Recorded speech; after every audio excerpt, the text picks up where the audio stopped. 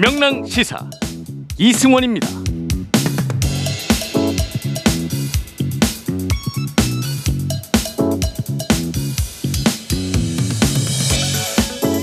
세월호 참사 증거 조작 의혹을 수사해온 특별검사팀이 90일간의 수사를 마무리했습니다.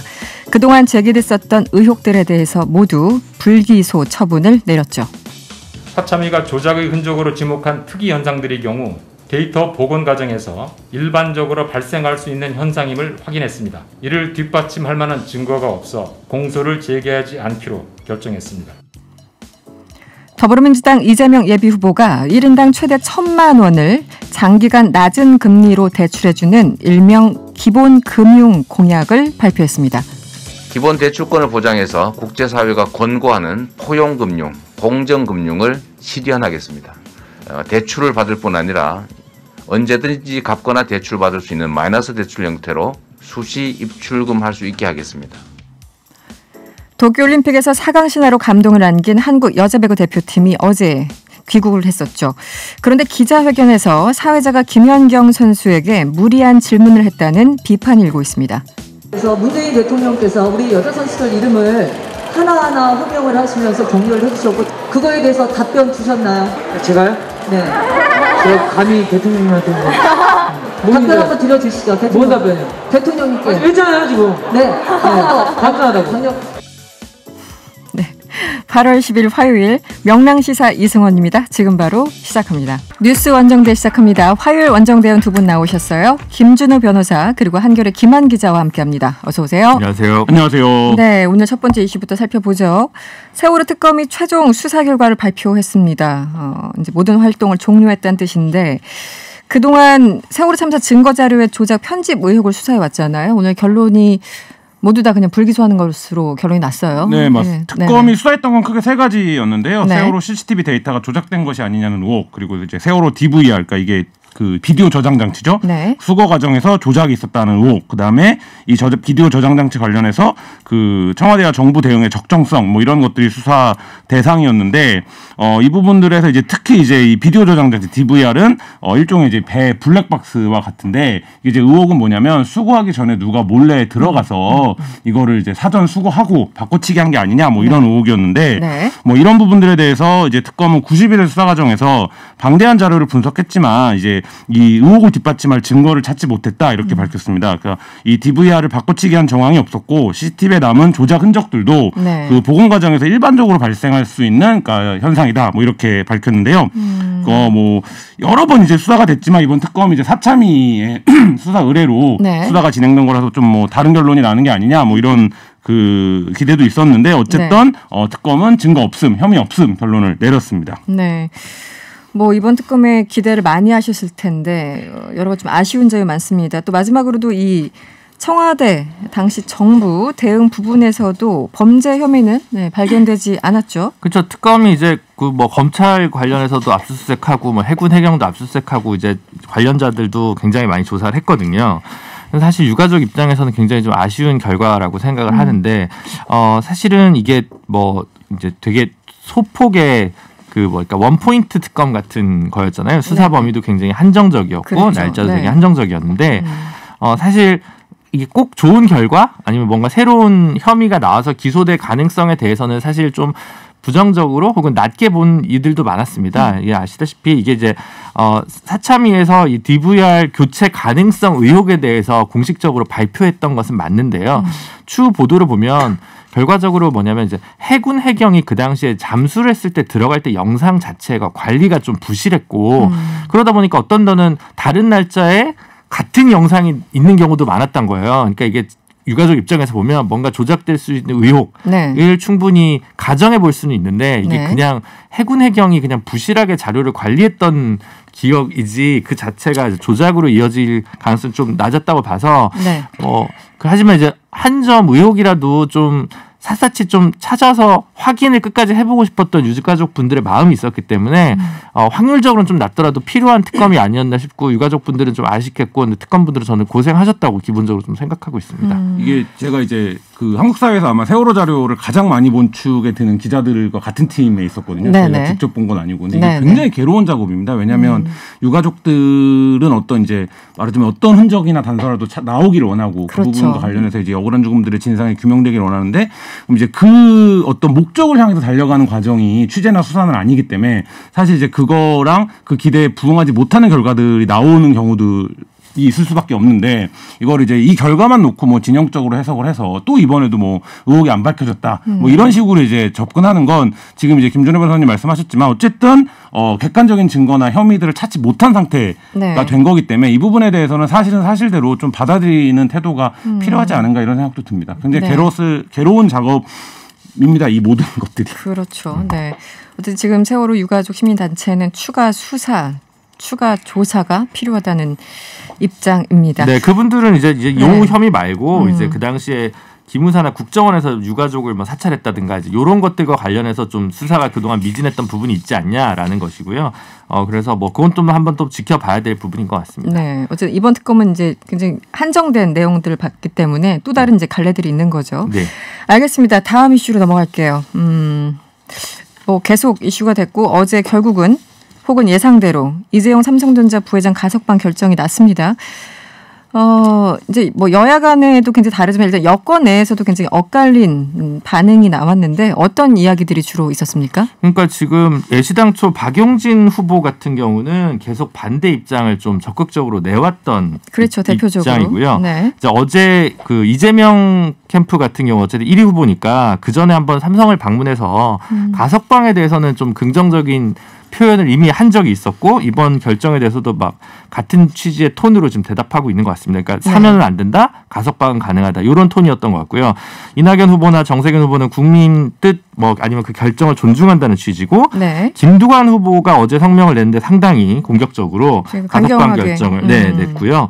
추미애 장관 같은 경우도 이제 가석방 조치는 잘못됐다라고 비판의 각을 나눠서 6명의 후보주가 3대 3으로 좀 정확히 나뉘었습니다. 네, 뭐 김두관 의원은 오늘은 재벌 권력 앞에 법무부가 무릎을 꿇는 치욕의 날로 기록될 것이다 이렇게 얘기를 했고 박용진 의원은 재벌 총수에 대한 0.1%의 특혜 가석방은 공정한 일이 아니라 강력하게 반발하고 있습니다. 굉장히 극명하게 엇갈리는데 일단 두 분은 어떻게 보셨어요?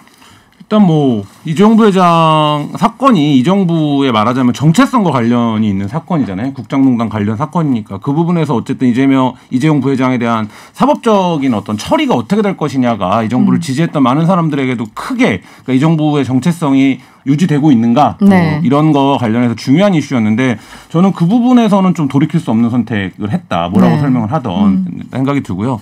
두 번째는 절차적인 과정인데 가석방이 될 수도 있겠죠. 요건을 갖추면 뭐 그게 재벌 총수는 아니면 상관없이. 근데 그 과정을 다 지켜보지 않았습니까? 예를 들면 뭐 하한선을 낮추는 거라든지. 갑자기 80%에서 60%로 낮아지고. 네, 그리고 이제 가석방을 하는 데 있어서 가장 중요한 기준은 사실 뭐냐면 재범 가능성이에요. 근데 이제 지금 이재용 부회장 같은 경우에는 다른 수사를 받고 있고 또 다른 범죄 혐의도 기소가 이제 되는 상황이기 때문에 그런 부분에서 놓고 보면 사실 애당초 일반인들 같았으면 가석방이 대상자가 될 수 없는 상황인데 거기서 이제 포함된 것 자체 그리고 가석방을 한 이후에 법무부 장관이 계속 설명하는 방식이 나는 가석방 심의위원회를 존중한 것뿐이다. 청와대는 특별한 입장도 내지 않았는데 그래서 이제 이 과정에서 뭐 한인섭 교수라든지 조국 전 장관이 박근혜 정부 시절에 가석방에서 했던 얘기들까지 소환이 되고 있는데 저는 이거는 굉장히 좀 비겁한 태도다 이런 생각이 들고요.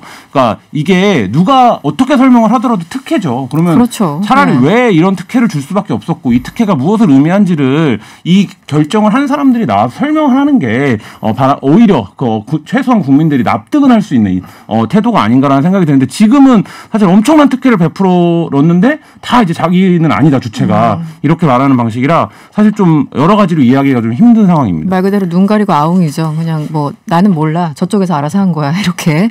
김준일 변호사 어떻게 보셨어요? 노무현 대통령이 시장이 권력에 넘어갔다라는 표현을 했고 노무현 정신 계승을 외치는 정당과 정부에서 이런 결정을 했다는 건 그 후예들이 노무현에 미달한다 혹은 노무현을 배반했다 라고 평가할 수 있을 것 같고요. 다른 유전 무죄 뭐 이런 거 다 뭐 좋습니다. 그러니까 예전을 따지면 몇백억을 해먹고도 사면을 받은 게 우후죽순 많았고, 네. 그리고 아니면 뭐 징역 3년에 집행유예 5년 받아서 실질적으로 복역 생활을 거의 안 한 재벌 총수도 많았습니다. 그에 비하면 그 시절 그때와 비교하면 액수도 적었는데 복역 기간도 길었다 이렇게 얘기하실 분들도 있을 수도 있을 것 같아요. 86억밖에 안 돼 이렇게 얘기하는 겁니까? 하지만 저는 이 사건은 적어도 국정농단 사건 사태, 박근혜 탄핵과 직접적으로 연관된 사건이었기 때문에 일반적인 재벌 총수 사건이랑 또 동등한 평면에서 볼 수 없었던 문제라고 생각하고요.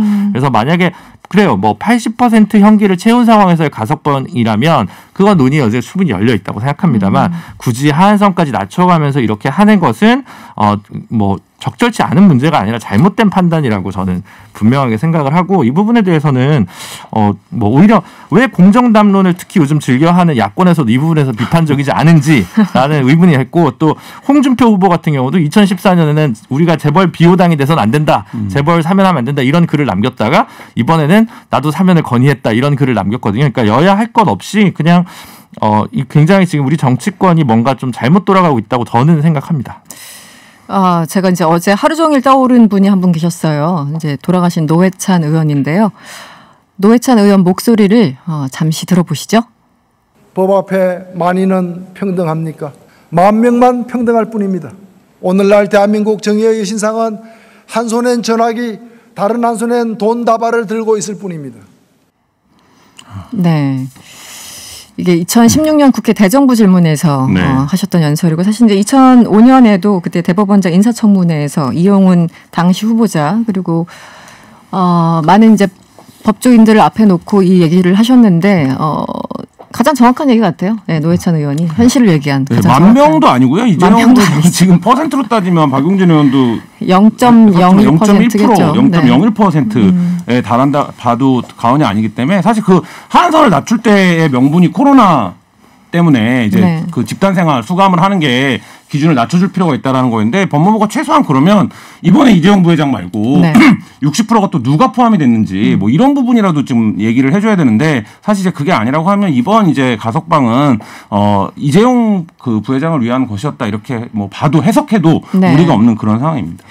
사실 한겨레에선가요? 제가 며칠 전에 그 6년 전 문재인 대통령의 발언을 네. 소환한 기사를 봤는데, 그때는 좀 발언이 달랐잖아요. 지금 완전히 상황과. 달랐죠. 지금이랑은 네. 완전히 달랐고요. 네. 이 가석방이라는 제도가 형법상의 여러 가지 형법을 운영함에 있어서 뭐 꼭 필요한 제도일 수 있습니다. 그리고 그게 이재용 부회장이 아니라 다른 일반인들에게도 이렇게 똑같이 관대하다면 그것은 이제 어쨌든 교정행정의 어떤 기본적인 원칙이라면. 근데 사실 이제 그렇지 않고, 재벌 총수라는 게 우리나라에서 얼마나 특별합니까? 예를 들면 수사받을 때 누가 재벌 총수만큼 자기 방어권을 행사합니까? 그렇죠. 기소할 네. 때 이재용 부회장도 마찬가지인데 여러 가지 이제 줄 수 있는 양형 범위에서 최저치를 준 거 아닙니까? 이 재벌 총수가 아니면 가능하겠습니까? 그러니까 수사, 재판 그리고 이렇게 수감에 있어서도 특혜를 받는다라고 하면, 방금 노회찬 의원의 싱크도 들었지만 사실 이 법치 그리고 공정 이거를 과연 말할 수 있는가, 이런 부분들에서는 굉장히 저는 좀 이게 회의적이고 치욕적인 사건이다 이렇게 생각이 듭니다.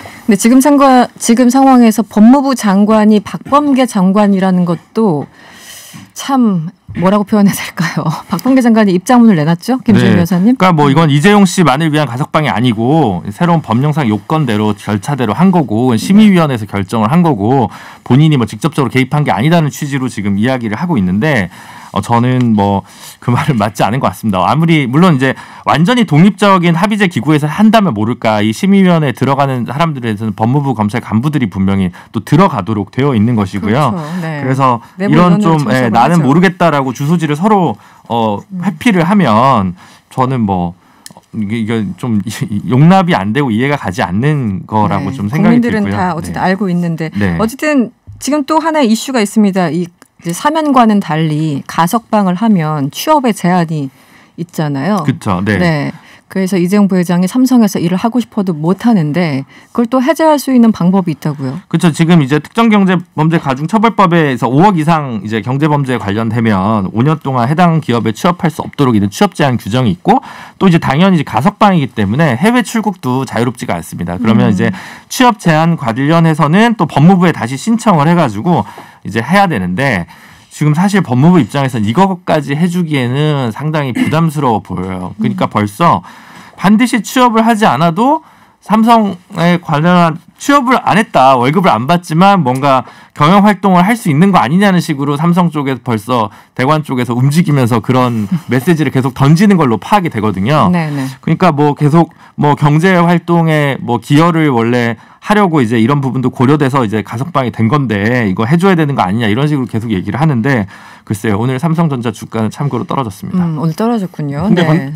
저는 가능성이 여전히 있다라고 보는데 박범계 장관이 뭐라고 얘기를 했냐면 글로벌 경제는 코로나 방역을 가석방의 이유로 들었거든요. 전혀 이제 인과관계가 맞지 않는 얘기인데 사실 이거를 가석방의 이유로 정치적으로 선택한 순간 그걸 할 수 있게 해줘야 이 가석방의 의미가 살아나는 그렇죠. 거거든요. 네. 당장에 오늘 지금 벌써 뭐 대만 반도체 업체가 삼성을 추월할 거라는 보도가 나오고 백신 관련해서도 이러저러한 얘기들이 나오면 네. 이재용 부회장이 내가 공익적 차원에서 그런 활동을 좀 해보고 싶다라고 했을 때 그럼 법무부가 어떤 선택을 해야 하는가는 이미 그 논리 구조에 들어가 있는 거기 때문에 저는 굉장히 좀 지금 법무부가 그 안 좋은 상황에 선례를 남긴 빠진 게 아닌가 이런 생각이 듭니다. 뭐 하긴 선례가 여러 번 있었으니까요. 뭐 여러 번 있었지만 네네. 예를 들어 지금 올림픽에서 누가 한 명 선수가 뛰어나면 후배 세대 아니 먼 뒤에 어린 아이들에게 주는 영향이 엄청나잖아요. 저는 이번 결정이 미래 세대에게는 어떤 결정을 줄까? 우리 사회는 이런 사회다라는 시그널을 명확히 줄 것 같다는 의미에서 적어도 지금 뭐 바로잡을 수는 없겠지만 네네. 뭐 취업 승인 제한까지 풀어준다는 것은 더 적절치 않은 행동이어서 저는 좀 법무부에서 좀 예민하게 이 부분을 좀 받아들였으면 좋겠다는 생각입니다. 그나저나 이재용 부회장 같은 경우는 지금 재판 중인 게 크게 두 개가 있지 않습니까? 하나는 이제 프로포폴 관련이고 하나는 합병 관련해서 네. 이제 지금 구속됐던 건 국정농단에 관련된 거였고 네. 지금 두 개 재판이 하나가 재판 중이고 하나가 지금 기소 상태 네, 그렇습니다. 맞습니까? 합병 네네. 삼성바이오로직스 뭐 그때 주가 조작 등등과 관련된 문제와 관련해서는 지금 재판이 진행 중이고요. 프로포폴 관련해서는 최근에 약식 기소였던가요? 네, 그래서 아마 그건 아마 벌금형으로 정리가 되지 않을까 싶은데 뭐 저 그거까지는 다 따라가지는 못했는데요. 그런데 이 부분 때문에 사실 삼성바이오 이 문제 때문에 사실 사면론이 움푹 들어간 부분이 있었던 거거든요. 이번에 사면해주면 그 다음에 다시 유죄 나오면 그때 또 사면해주냐 이런 쟁점이 또 있었기 때문에 그리고 이 두 사건 모두 다 그러니까 프로포폴 말고 이번에 가석방된 사건이나 아니면 지금 받고 있는 사건이나 결국은 전자 혹은 삼성그룹의 어떤 승계구도와 관련된 쟁점은 동일한 쟁점입니다. 그래서 이 쟁점과 관련해서 뭐 불구속 재판 받는 것 자체는 방어권 보장이나 이런 것 차원에서 이재용 부회장한테는 유리하겠지만 사실 이번에 또 뭐 무죄가 나올 거라고 저는 생각하지는 않습니다. 네, 이 합병 관련 사건 1심 재판 중이라고 하는데요. 이제 1심이에요. 얼마나 걸릴까요? 이거 예상하기 좀 어렵겠지만 대략 그래도 굉장히 오래 걸릴 거라는 예상들이 있어서 그렇죠. 이거는 뭐 한 최소 2년은 더 지켜봐야 그러니까 되지 시간 않을까. 끌기를 하면 충분히 할 수 있는 건이다. 이런 워낙 얘기가 자료가 있어서. 방대하기 때문에 1심이 아무래도 근데 제일 길고요. 이제 2심 대법원까지 가야 되니까 뭐 2년 정도는 더 이제 지켜봐야 되지 않을까 싶습니다. 근데 이 부분에서도 삼성이 좀 책임 있는 대응을 해주면 좋겠는데요. 그러니까 뭐 지금 뭐 온 국민이 바닥까지 뜯어갖고 증거 인멸했다 이런 거 다 아는데 지금 말씀하신 것처럼 굉장히 방대한 뭐 법정 공방이 이어지고 있는 것 같지만 이 모든 행위가 결국엔 이재용 개인 한 명을 위한 그 행위로 목적으로 규결되거든요. 그러면 그 부분에 있어서 이재용 부회장 측의 전략은 몰랐다밖에 지금 없는 건데 그러면 과연 이 글로벌 경제와 삼성이라고 하는 거대한 기업을 움직여야 되는 이재용 부회장은 뭐 자기를 위한 작업도 모르는 정도의 판단 능력을 갖고 있다는 것인가? 뭐 이런 부분에서 삼성이 이게 단순히 뭐 오너리스크 얘기하지만 그걸 좀 뛰어넘는 그러니까 글로벌 기업으로서 사회적 책임을 다하는 모습을 재판 과정에서도 좀 성실하게 보여주면 좋겠다 이런 생각이 듭니다. 네. 알겠습니다. 다음 이슈 살펴보죠. 더불어민주당 대선 경선 후보죠. 이재명 경기지사. 이번에는 이제 계속 기본 시리즈를 하는데 기본 대출 공약을 발표했어요. 어떤 내용인가요? 그 기본 소득이 이제 이재명 그 후보의 캐치프레이즈 같은 핵심적인 거고요. 그다음에 기본 주택 얘기가 나왔죠. 100만 원 공급하겠다. 이번에는 기본 대출권인데요. 이게 뭐냐면 국민 누구나 이제 최대 1,000만 원까지 10년에서 20년 장기간 저금리로 대출받고 그러니까 간단히 얘기하면 마이너스 통장을 누구나 1,000만 원까지는 열 수 있게 해주겠다 이런 건데 이게 왜 그러냐면 그 저소득층, 금융 소외계층 경우에는 신용이 낮기 때문에 제1금융권이나 이런 데서 이제 정상적인 대출을 받기가 어려운 경우들이 많습니다. 그래서 이런 분들이 굉장히 돈이 급할 때 고리대부 업체나 악덕 사채 같은 거를 쓰게 돼서 이제 경제적으로 더 나락에 떨어지는 악순환이 발생하는데 이거를 막는 이제 말하자면 방어선으로서의 기본 대출 이걸 도입하고 특히 이렇게 되면 이제 경제활동이 없었어서 금융권에 진입하는 문턱이 낮은 청년들에게 굉장히 좀 도움이 될 거다. 그리고 신용불량자나 기초생활보장 수급자들도 이런 부분들이 이제 청년들이 쉽게 이제 말하자면 소액을 쓰다가 이제 전락하는 일이 있는데 그런 걸 좀 국가가 막아보겠다 이런 취지의 이제 제안입니다. 네. 그럼 항상 이제 나오는 말이 취지는 좋은데 재원 마련 어떻게 할 것인가? 뭐 다른 후보들도 지금 공격을 또 하고 있습니까? 어떻습니까? 네, 아무래도 이런 거는 이제 재원 마련인데 이제 이 지사 측 주장은 일단 기본으로 봤으나 하여튼 기본 저축 제도를 도입을 해가지고 한 500만 원에서 1,000만 원 사이 이 정도에 대해서 이제 금리를 좀 잘 주겠다. 그래서 이제 그것까지 해가지고 이제 아마 금융권에 돈을 좀 마련한다는 생각인 것 같아요. 근데 지금 사실 현실적으로 보통 묻지마 마이너스 대출은 신용 등급이 낮은 경우에 보통 100만 원 정도까지는 이제 가능합니다. 100만 원 뭐 길게는 200만 원 정도 고상황에서 제3금융권을 이용하시는 분들이 그런데 뭐 이게 어쨌든 다들 그 한도가 잡혀 있고 비슷비슷하기 때문에 이 정도까지는 어떻게 정부에서 사실 이제 보증을 어느 정도 선까지 해줄 것이냐 이 문제에 대해서 좀 마련을 해야 되는 거거든요. 왜냐하면 이제 은행 입장에서도 그거는 부실 자산으로 갈 가능성이 있기 때문에 그 부분과 관련해서 어떤 대책을 같이 마련해야 될 것 같은데 뭐 아직 더 구체적인 얘기는 저는 아직 못 들어본 것 같아요. 알겠습니다. 그런데 이재명 지사가요, 이 기본대출 공약을 발표하고 나서 국민의힘 이준석 대표가 자기를 방어해 줄 것이다. 이렇게 얘기를 했는데 이게 어떤 맥락에서 나온 거죠? 이준석 대표가 여러 가지 청년 정치를 대변하는 것 같은 이미지만 사실 청년 정책을 그렇게 많이 발표하지는 않았었거든요. 근데 당대표 토론회 때 이 기본대출제가 지금 그 이재명 후보가 얘기한 그 기본대출, 기본금융공약과 비슷한 얘기를 한 적이 있어요. 후보자 토론에서?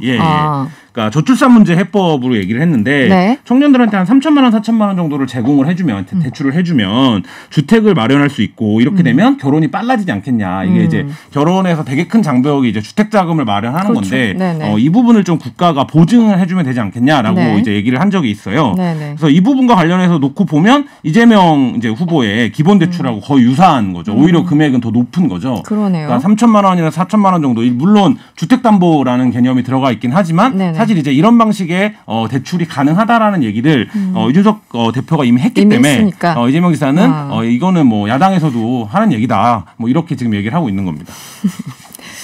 이제 여러 가지 발언들을 계속 이제 쌓아놓다 보면은 어떤 게 유리한지 이제 파악이 되니까 알겠습니다. 그런가 하면 국민의힘 예비후보자 최재형 전 감사원장 갑자기 문 대통령 부친의 친일파 의혹을 언급해서 지금 논란을 일고 있어요. 그러니까 전형적으로 이제 논란을 논란으로 덮기 위한 약간 그 물타기? 방법인 것 같아요. 지금 논란이 처음 시작된 거는 최재형 그 원 후보의 부친이 예전에 뭔가 글을 썼을 때 최재형 그 후보의 조부가 독립운동을 했다는 취지로 돌아가신 부친이 이제 글을 쓴 적이 있는데 기록을 찾아보니까 이 조부분이 독립운동을 한 기록이 이제 정확하게 나타나지가 않는 거예요. 뭔가 이제 뭐 학생 때 뭔가 작은 뭐 활동을 했던 건 맞는데 독립운동이라고 이르기까지는 좀 애매하고 그래서 오히려 또 그 이제 뭐 조선 거류 민단 단장 같은 걸 했다. 그래서 진짜 독립운동을 한 거냐 이런 얘기를 하니까 역으로 이제 문재인 대통령이 원래 이제 가게가 그 함경도 쪽이지 않습니까? 그래서 부친이 일제시대 때 뭔가 농업 개장을 했다는데 이것도 그러면 그런 식이라면 전부 친일파 아니냐? 뭐 이렇게 얘기를 한 건데 뭐 이건 사실 또 역시 말이 안 되는 얘기인 것 같은데. 한 언론이 어쨌든 이 문제를 제기했고 거기에 대해서 예비 후보가 이제 설명하면서 이런 얘기가 나온 상황이군요. 그러니까 이게 자기가 프레임을 썼다고 생각해서 상대한테 프레임을 씌우는 방식의 접근인데 그러니까 최재형 감사원장이 굉장히 강직하고 뭐 미담제족이다 스스로 출마 선언문에서 그렇게 밝힐 정도로 본인이 이제 그런 어떤 인성적인 부분을 굉장히 강조하는 분인데 정치 시작하자마자 이렇게 좀 마타도어에 가까운 프레임 씌우기를 하는 게 그러니까 예를 들면 근거가 없어요. 예를 들면 제기할 수도 있다고 보는데 근거가 없어요. 그러니까 예를 들면 우리 조부가 친일파라는 식의 접근이면 문재인 대통령 이제 말하자면 아버지 부친도 친일파일 수도 있는 거 아니냐 뭐 이런 건데 이게 과연 근거가 있는 거고 이분이 이제 판사 출신인데 이런 이제 말하자면 논법이 어떻게 가능하다고 생각한 건지 좀 이해가 하기 어려울 정도로 굉장히 좀 그렇습니다. 그러니까 그 당시 살았으면 이제 친일파일 가능성 매우 높다. 해방전에 살았으면 뭐 이런 논리인 것 같은데. 그러니까 지금까지 언론이나 각 진영에서 이제 검증이 들어간 걸 보면 그 최재형 후보의 조부님이 독립운동을 했다고 보기에는 조금 어려워 보이고. 친일이라고 단정하기도 어려워 보이고 뭐 그런 것 같습니다. 네. 지금 청와대가 어쨌든 입장을 내놨어요. 네, 박경미 청와대 대변인이 브리핑을 내놨는데요. 그러니까 대통령을 끌어들이는 것은 매우 부적절한 처신임을 명심하게 바란다 이렇게 권고를 했습니다. 그리고 문 대통령의 부친이 1920년생으로 해방 당시 만 24세였다라는 거죠. 그러니까 농업개장을 했었을 때 나이가 근데 이제 그 최 예비 후보의 조부는 1909년생이니까 말하자면 일제강점기 시절에 그 사회활동을 충분히 할 수 있는 나이였고 문재인 대통령의 조부는 이제 그런 나이는 아니었다. 이런 취지의 이제 해명을 친일 논란에 선을 그은 해명인데요. 그러니까 어쨌든 청와대는 굉장히 좀 불쾌감을 표시를 했습니다. 네. 알겠습니다. 뉴스 원정대 오늘 여기서 마무리할게요. 지금까지 김준우 변호사 그리고 한결의 김한 기자와 함께했습니다. 오늘 고맙습니다. 감사합니다. 지금 이 시각 사회 곳곳에서 벌어지는 사회 뉴스를 전해드립니다. 뉴스 원정대 2 시간이죠. 이현경 뉴스캐스터와 함께합니다. 어서 오세요. 네, 안녕하세요. 네, 저 이 뉴스가 굉장히 오늘 눈에 띄었는데 서울 압구정 현대아파트 전직 경비원들이 법정 소송 끝에 이겼어요. 네. 그동안 이제 어쨌든 이 경비원분들에게 어떤 일이 있었는지 설명을 좀 해주시죠. 우선 저는 소송이라고 하는 게 사실은 1년만 해도 주변 사람들이 굉장히 피폐해지잖아요. 완전 지친다고 하죠. 네. 근데 지금 2021년인데 2017년 3월에 시작한 소송이 이제야 결론이 났다는 게 그동안 이분들의 생계는 어떻게 됐을 것인지 그리고 그동안 고통스럽진 않았을 것인지라는 생각이 들었었는데요. 2017년 3월에 이 압구정 현대아파트 경비원분들이 격일제로 근무를 하셨대요. 18시간씩. 그리고 단체 협약에 휴게 시간의 총량이 6시간으로 정해져 있기는 하지만 휴게 시간을 언제부터 언제까지로 정해지진 않았다고 합니다. 그러니까 그런 단체 협약을 맺고 있는 상황이었는데 2017년 봄에 휴게 시간으로 규정된 시간에 제대로 못 쉬고 일을 했다라고 노동청에 신고를 했고요. 그다음에 2018년 2월에 소송을 냈습니다. 근데 제가 눈여겨봤던 포인트는 뭐냐면 그 사이 아파트에서 어떻게 했냐면 경비원들의 고용 방식을 지적 고용에서 간접 고용으로 전환을 해서 이 30여 명의 전직 경비원분들을 다 해고를 했습니다. 한꺼번에? 네. 그러면 뭐가 문제였냐면 18시간 이제 격일제로 근무를 하면 하루 일을 하고 하루 쉬시는 거잖아요. 그래야 되죠. 그럼 6시간을 쉬도록 되어 있습니다.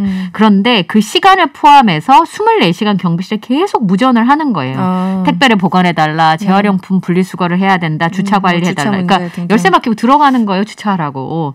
이런 식으로 진행을 하면서도 최저임금에 미치지 못하는 임금을 받았다라고 토로를 했고요. 또 하나는 매월 2시간씩 법정 교육을 이수를 했는데 이게 근무 시간에 포함이 되어야 되는데 이 부분에 대한 임금 지급도 없었다라고 해서 그러면 휴게 시간이 제대로 보장되지 못했으니까 휴게 시간도 근로 시간이고 말씀드렸던 법정 교육 시간도 근무 시간에 포함이 돼서 거기에 대한 정당한 임금 지불을 해달라라는 소송을 진행을 하신 거죠. 그런데 1심에서는 이 휴게 시간에 했던 근로를 인정하지 않았었습니까? 네. 그러니까 휴게 시간이 실제적인 근로 시간에 볼 수 없다라고 판단을 했다는 거예요. 왜냐하면 빈도가 낮다라는 거죠. 그러니까 쉬는 시간인데 뭐 택배 잠깐 맡아주고 그다음에 재활용품 분리수거 잠깐 해주고 이거는 사실은 그 다른 보는 사람의 입장인데요. 저는 저희 아빠 요 비슷한 일을 하셔서 아는데 그분들은 3시간 쉬고 중간에 1시간 쉬는 시간을 보장하는 게 어떤 의미가 있냐면 전일제 근무를 다 인정받지 못하는 대신에 휴게 시간을 좀 발 뻗고 쉴 수 있는데 밥을 먹고 다리를 뻗으려고 전화 오는 거예요. 분리수거 좀. 그러니까 밥을 한술 떴는데 돌아서는데 주차 좀. 맞아요. 전화하는 사람은 본인은 잠깐이지만 전체 입주민들이 다 그렇게 하나씩 요구를 하면 이분들은 절대 못 쉬는 거잖아요. 그러니까 휴게 시간이 실질적인 근로 시간에 해당한다고 볼 수 없다. 1심 재판부는 그렇게 봤고요. 그리고 그 아까 말씀드렸던 법정 교육 시간도 2시간을 인정해달라고 하는데 20분만 인정을 해서 2천만 원만 지급하라라고 하는 결론이 났었습니다. 그 1심 재판부의 판단을 저는 이제 기본적으로 이해는 사실 잘 못하겠어요. 그런데 어쨌든 항소심에서 지금 재판부가 경비원들의 손을 들어준 거잖아요. 맞습니다. 그 실제로 그 휴게 시간이라고 하는 건 근로 지휘 감독에 완전히 벗어나는 시간이어야 된다는 완전히 거예요. 온전히 자유로운 시간. 내 마음대로 할 수 있어야 되는데 지금 이게 내 마음대로 하는 거냐? 아니라는 거죠. 그게 이제 항소심 재판부의 결론이었었는데요. 경비원 30명이 입주자 대표회의를 상대로 낸 임금 청구 소송 항소심에서 7억 3,700여만 원을 지급하라라고 하면서 일부 승소 판결을 했습니다. 이게 굉장히 많은 금액처럼 보이는데요. 청취자 여러분, 경비원 30명에게 7억 3,700여만 원입니다. 그러니까 한 분당 1,000만 원에서 3,500여만 원에 해당하는 임금인데요. 6시간의 그 쉬는 시간이라고 하는 건 작업에 종사하지 않고 있어야 되는데 실질적으로 그 경비원 옷을 입고 있는 그 순간에는 감독을 안 받는다고 할 수 없기 때문에 그 부분에 대해서는 근로시간에 포함이 돼야 된다라고 얘기를 했고, 경비 일지에 보면 휴게 시간하고 근무 시간에 구분 없이 근무 내역이 기록이 돼 있고요. 심지어 식사 시간에 계단 복도, 옥상 순찰, 정화조 청소, 심지어는 보도 순찰의 업무들이 다수 발견이 된다는 거예요. 저녁 6시부터 다음날 새벽 6시까지 돌발성 민원을 전달받아서 관리사무소에 접수하는 업무를 처리한 것으로 기록되어 있다. 그러므로 근로시간으로 인정해야 되고 그에 대한 비용을 지급하라라고 하는 결론을 내렸습니다. 사실 이제 24시간 근무가 말이 24시간이지 너무 길잖아요. 그래서 지금 쪼개서 그나마 6시간 휴게 시간을 둔 건데 이게 1시간 점심, 1시간 저녁. 그러니까 보통 아침 9시에 출근해서 그 다음날 9시에 이제 퇴근하시는 건데 보니까 식사 시간 2시간 빼고 1시간씩 나머지 4시간을 이제 약간 뭐 주무신다던가 좀 쉬는 그런 시간. 그래서 그나마 좀 해서 6시간인데 이것도 지금 제대로 지켜지지 않은 상황이지 않습니까? 네, 그렇습니다. 이게 좀 이해가 안 가는데 어쨌든 지금 아파트 경비원들의 상당 부분은 거의 다 이제 24시간 이렇게 막교대 근무를 한다고 들었어요. 그러면은 말씀하신 것처럼 뭐 환경 문제, 뭐 시설 정비까지 굉장히 역할이 많은데 뭐 이번에 소송이 어쨌든 일부 승소 판결하긴 했지만 뭐 제도적인 뭐 대책 이런 것들이 있어야 될 텐데 매일 말만 나오고 뭔가 변하는 것 같지가 않아요. 항상. 네, 제일 중요한 건 근로계약입니다.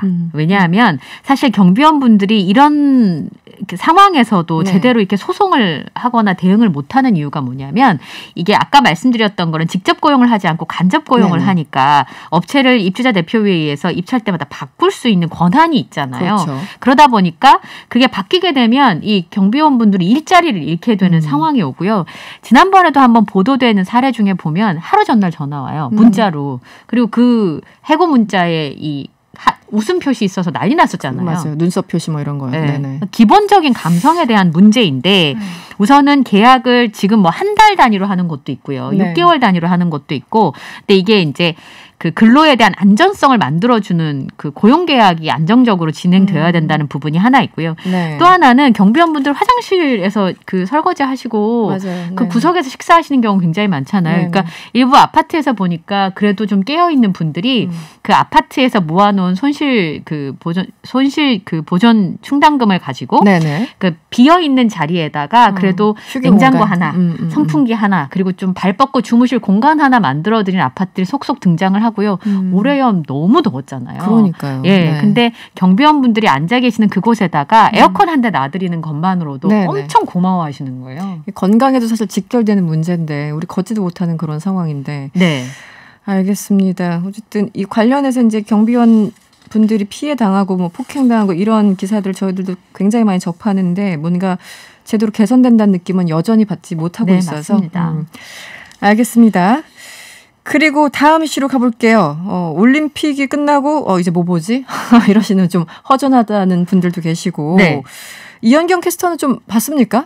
저는 이번에 사위들이 너무 멋져가지고. 사위들. 그러니까 나이를 먹으니까 나쁜 점이 뭐냐면 기분이 좀 울컥한다는 게 점이에요. 나도 모르게 막 눈물 흘리고. 그래서 사실 우하라 선수 다이빙 할 때. 뭐 오상혁 선수 높이뛰기 건너뛸 때 저 혼자 울어가지고 저희 꼬마가 엄마는 왜 우는 거야? 이런.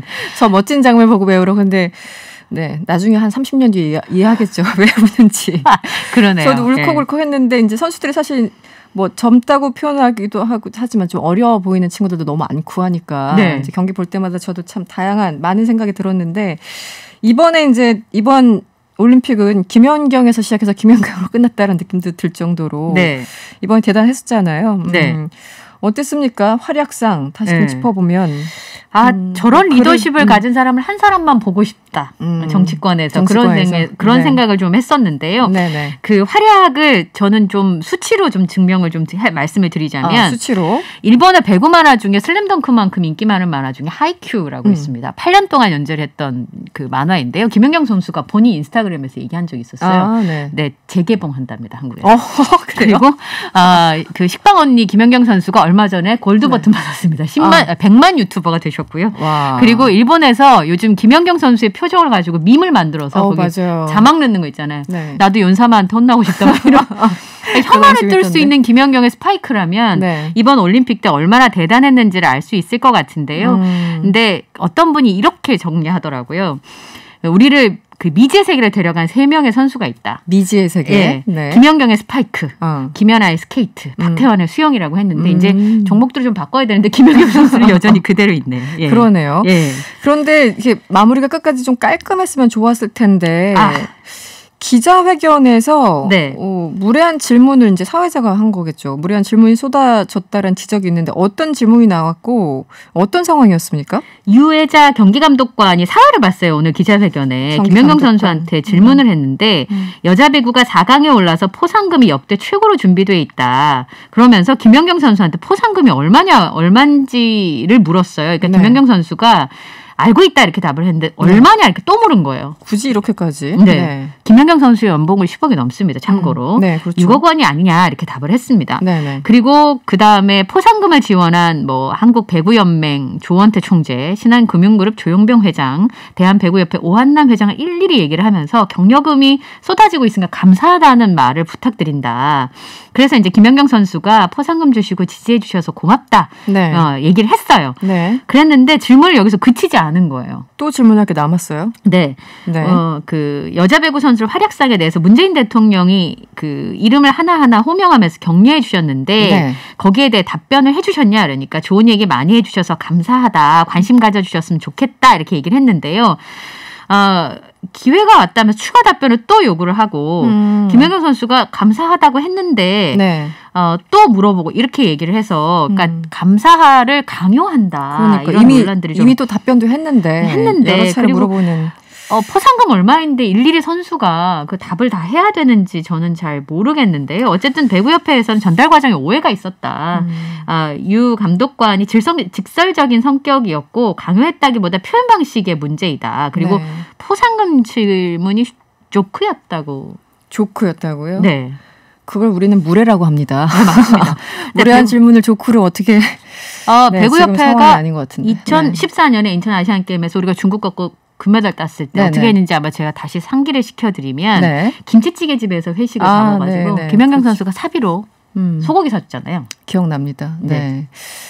알겠습니다. 그나저나 터키에서 지금 김연경 난리 났다고 김연경 효과 이어지고 있다고 하는데 그 묘목 때문인가요? 네, 맞습니다. 그러니까 그 8강에서 터키 선수들이 우리 선수들에게 지고 나서 막 울었었어요. 근데 그게 다른 이유가 아니라 지금 2주 넘게 산불이 계속되고 있으니까 경기라도 이겨서 좀 그 마음을 전해주고 싶었는데 그게 좀 안 돼가지고 오열한 것을 팬들이 알게 되면서 묘목 기부 행렬을 계속 한 거예요.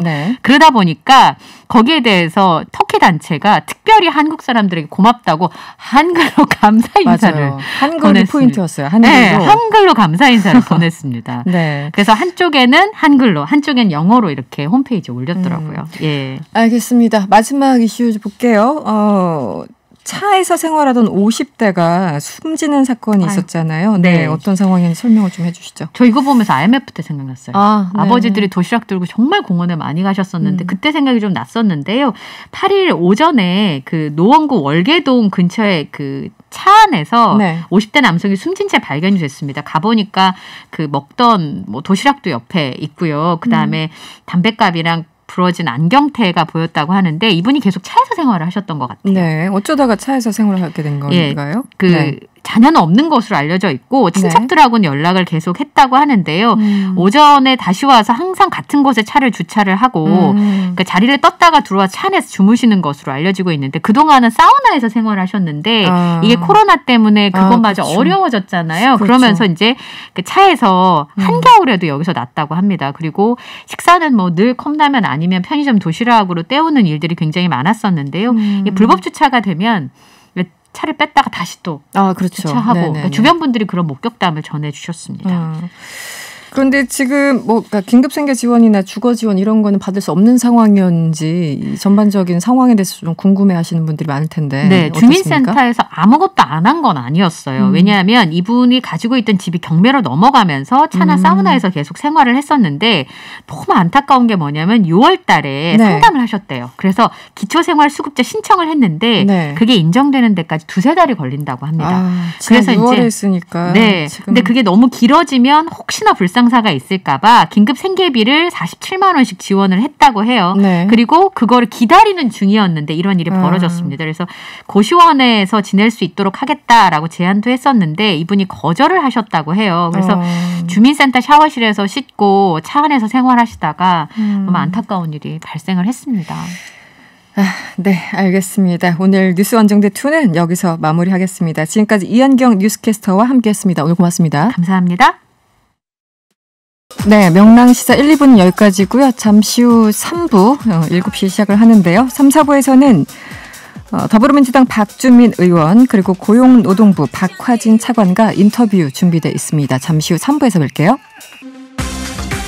어렵고 복잡한 경제 뉴스 알기 쉽게 전해드리는 경제 문제 시간이죠. 알고란의 고란 기자와 함께합니다. 어서 오세요. 네, 안녕하세요. 오늘 주제 보니까 카카오 모빌리티 얘기를 해볼 텐데 요즘 카카오 소리만 나오면 이제 다들 가슴이 두근거린다는 분들도 있고 여러 가지 맥락에서 카카오뱅크도 생각나고 열의를 하고 있어요. 진짜 카카오라는 계속 이름으로. 뉴스가 너무 많이 나오다 보니까 카카오 공화국이냐라는 말이 나올 정도예요. 네. 아니 요즘은 우산 하나를 사러 가도 그 카카오 아이오니가 막 그려져 있죠. 그러니까 그거 없는 거 찾는 게 더 힘들어요 지금은.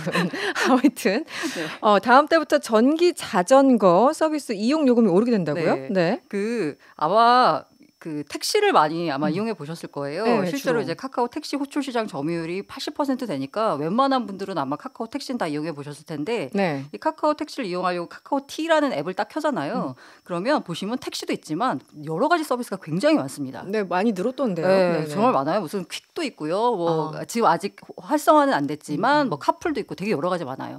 대충 첫 화면에만 한 9개의 그 아이콘이 떠 있거든요. 맞아요. 네. 근데 그 중에서 보면은 그 바이크라는 게 있습니다. 본 것 같아요. 네. 아이콘 자체는. 아마 그 아이콘을 보셨을 텐데 이용해 보신 분들은 아마 이쪽에 송파 쪽에 아마 계신 분들이 좀 많이 이용해 보셨을 텐데요. 이 카카오 T 바이크 요금제를 그 카카오의 표현을 빌자면 바꾸기로 했습니다. 네. 이게 현재 지금 분당 1,000원에서 최대 150원까지 분당 100원에서 최대 150원까지 올리기로 한 건데요. 지금을 보면 일단 빌리면 기본 요금이 1,500원이 붙고요. 15분 동안 탈 수 있습니다. 15분이 넘어가면 분당 요금 이제 100원이 붙거든요. 지금은? 네, 지금은 그렇습니다. 그래서 예를 들어서 이제 경기 성남과 하남 같은 곳에서 보면 1시간 쓴다고 가정하면 현재는 기본 요금 1,500원에다가 초과하는 45분이 남죠. 근데 이제 100원씩 더 하니까 6,000원을 내게 되는 겁니다. 1시간 쓰면요. 기준. 근데 이제 요금제를 바꾸면 어떻게 되냐라고 하면 일단 기본 요금은 없고요. 그냥 일단 빌리는 순간 그냥 200원을 내야 돼요. 그건 이제 0분으로 치고요.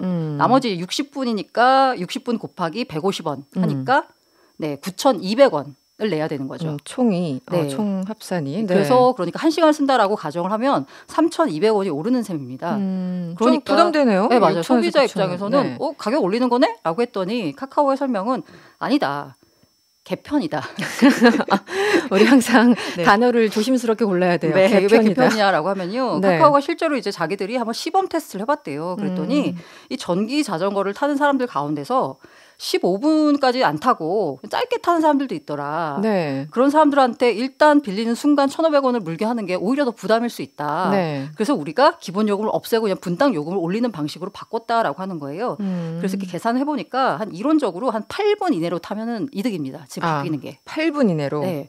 전기 자전거를 8분 이내로 그러니까 왕복하면 4분 갔다 4분 와야 되는 건데 이렇게 짧게 타시는 분이 실제 얼마나 있을지 모르겠네요. 네, 아무튼 그래서 이제 카카오 설명 어쨌든 이제 개편이다라는 개편 거고요. 안에 따르면 카카오 T 서비스가요 2019년 3월에 시작됐습니다. 전국 12개 지역에 만여 대의 전기 자전거를 운행하고 있는데 사실 이 카카오 T 바이크 같은 경우에는 전기 자전거는 사실 뭐 대체제가 되게 많잖아요. 따릉이도 있고 그렇죠. 다른 여러 가지 서비스들이 많기 때문에 여기가 올리면 안 쓰고 말어 이렇게 하면 되는데 사실 소비자들이 많이 화가 나는 건 이 카카오 T 요금제, 바이크 요금제를 올리는 게 아니라 택시, 스마트 호출 요금을 올리는 게 더 많이 화가 나셨어요. 아, 그러니까 최근에 택시 호출 서비스 요금 실제 올리지 않았습니까? 네, 맞아요. 저도 볼 때마다 가격이 왜 이렇게 달라졌지 이런 느낌이 들던데. 이게 그 아까 바이크 요금제 올린다고 한 그 일주일 전에 지난주 월요일부터 카카오 T가 이제 택시 스마트 호출 요금제를 기존에는 1,000원이었거든요. 근데 이거를 0원에서 역시 이것도 인상이 아닙니다. 개편입니다. 개편에 따르면 0에서 5,000원 사이에 탄력 요금제로 바꾸기로 했습니다. 와. 자, 그래서 이제 이론적으로 보자면요. 지금 서울 기준으로 택시 기본 요금이 3,800원이거든요. 그런데 만약에 내가 택시가 잘 안 잡혀서 스마트 호출을 한다라고 하면 만약에 사람이 많이 몰릴 경우에는 최고 5,000원까지 붙는 거예요. 그 기본 요금. 네, 그러면 내가 택시에 타는 순간 8,800원을 내야 되는 겁니다. 이건 너무 올렸는데요. 너무 비싸죠. 말 그대로 그러니까 저도 가끔 이제 택시를 이용할 때는 이게 버릇이 무서운 거잖아요. 항상 쓰던 걸 이렇게 쓰게 되니까 가격 인상된 줄 알면서도 쓰세요 스마트 호출?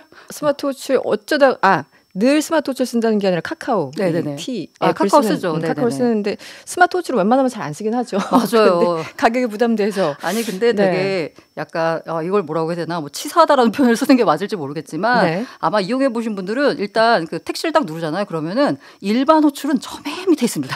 제가 그래서 한번 그거 그냥 일반 호출 우리 보통 제일 싼 게 위에 올라와 있을 줄 알고 우리 메뉴판도 보면 위에 제일 싼 게 있잖아요. 그래서 눌렀다가 이 가격이 심상치 않은 거예요. 그래서 눈을 부릅뜨고 다시 취소하고 말했던 기억이 있는데 이게 정신 똑바로 차려야지 안 그러면은 제일 위에 비싼 게 있어요. 맞아요. 화면상 저 밑을 한참 내리시면은 우리가 평소에 던 일반 요금이 있더라고요. 그 맨 위에 이제 비싼 거 스마트 호출 있고 그다음에 이제 그 가맹점 택시 블루 요금제 있고 뭐 이런 비싼 것들이 막 쫙 있어요. 맞아요. 그리고 맨 밑에 보면 일반 호출이 있거든요. 그런데 이제 그 UI 느낌을 딱 보면은 일반 호출을 누르면 왠지 잘 안 올 것 같은 느낌이 들지 않으세요? 이게 색감도 뭔가 좀 비비드한 색깔이 위에 있고 일반 호출은 뭔가 어두침침한 색깔이었던 것 같아요. 이게 어쨌든 간에 이제 일반 호출은 이제 맨 밑에 깔아놔가지고 좀 사용하기 어렵게 해놨는데 그래도 어쨌든 뭐 저는 사실 스마트 호출 잘 안 쓰거든요. 웬만하면 그 약간 번잡한 시간에 택시를 잘 안 타서기 때문인지 그냥 괜찮게 잡히더라고요. 그런데 이게 택시가 잘 안 잡히는 사람들 그 혼잡 시간에 사람들을 위해서 이제 스마트 호출 요금제, 그러니까 먼저 배정해 주는 거를 도입을 했었는데 그게 지금까지는 1,000원이었는데 이 1,000원은 그냥 정액이에요. 그래서 택시를 부르는 사람이 없어도 내가 그냥 스마트 호출을 누르면 무조건 1,000원이 부과가 됩니다. 그런데 이제 개편을 하게 되면 만약에 지금 스마트 호출을 누르는 사람이 없잖아요. 그러면 그 사람한테 그냥 0원으로 책정이 되는 겁니다. 근데 반면에 스마트 호출 누르는 사람이 너무 많다 하면은 경쟁자가 많아지면 최고 5,000원까지 더 받을 수 있다. 그래서 카카오의 설명은 뭐냐면 요금 인상이 아니라 수요와 공급의 불균형이 있는 곳에도 배차가 잘 되도록 요금 설계를 바꾼 거다라는 설명입니다. 네.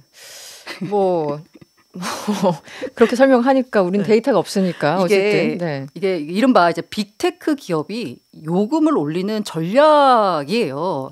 되게 전형적인 전략입니다. 그렇죠. 굉장히 이제 한마디로 손님들, 고객들을 끌어모은 다음에 익숙해지고 이제 이 편리하다는 걸 알기 때문에 그럼 한참 지난 뒤부터는 이제 수금에 들어가는. 맞아요. 이게 어떻게 하는 거냐면 일단은 무료로 서비스를 딱 제공을 한 다음에 시장을 장악합니다. 그러면서 가격 인상이 아니라 가격 차별화를 하는데 알고리즘 도입과 함께 가격 차별화를 합니다.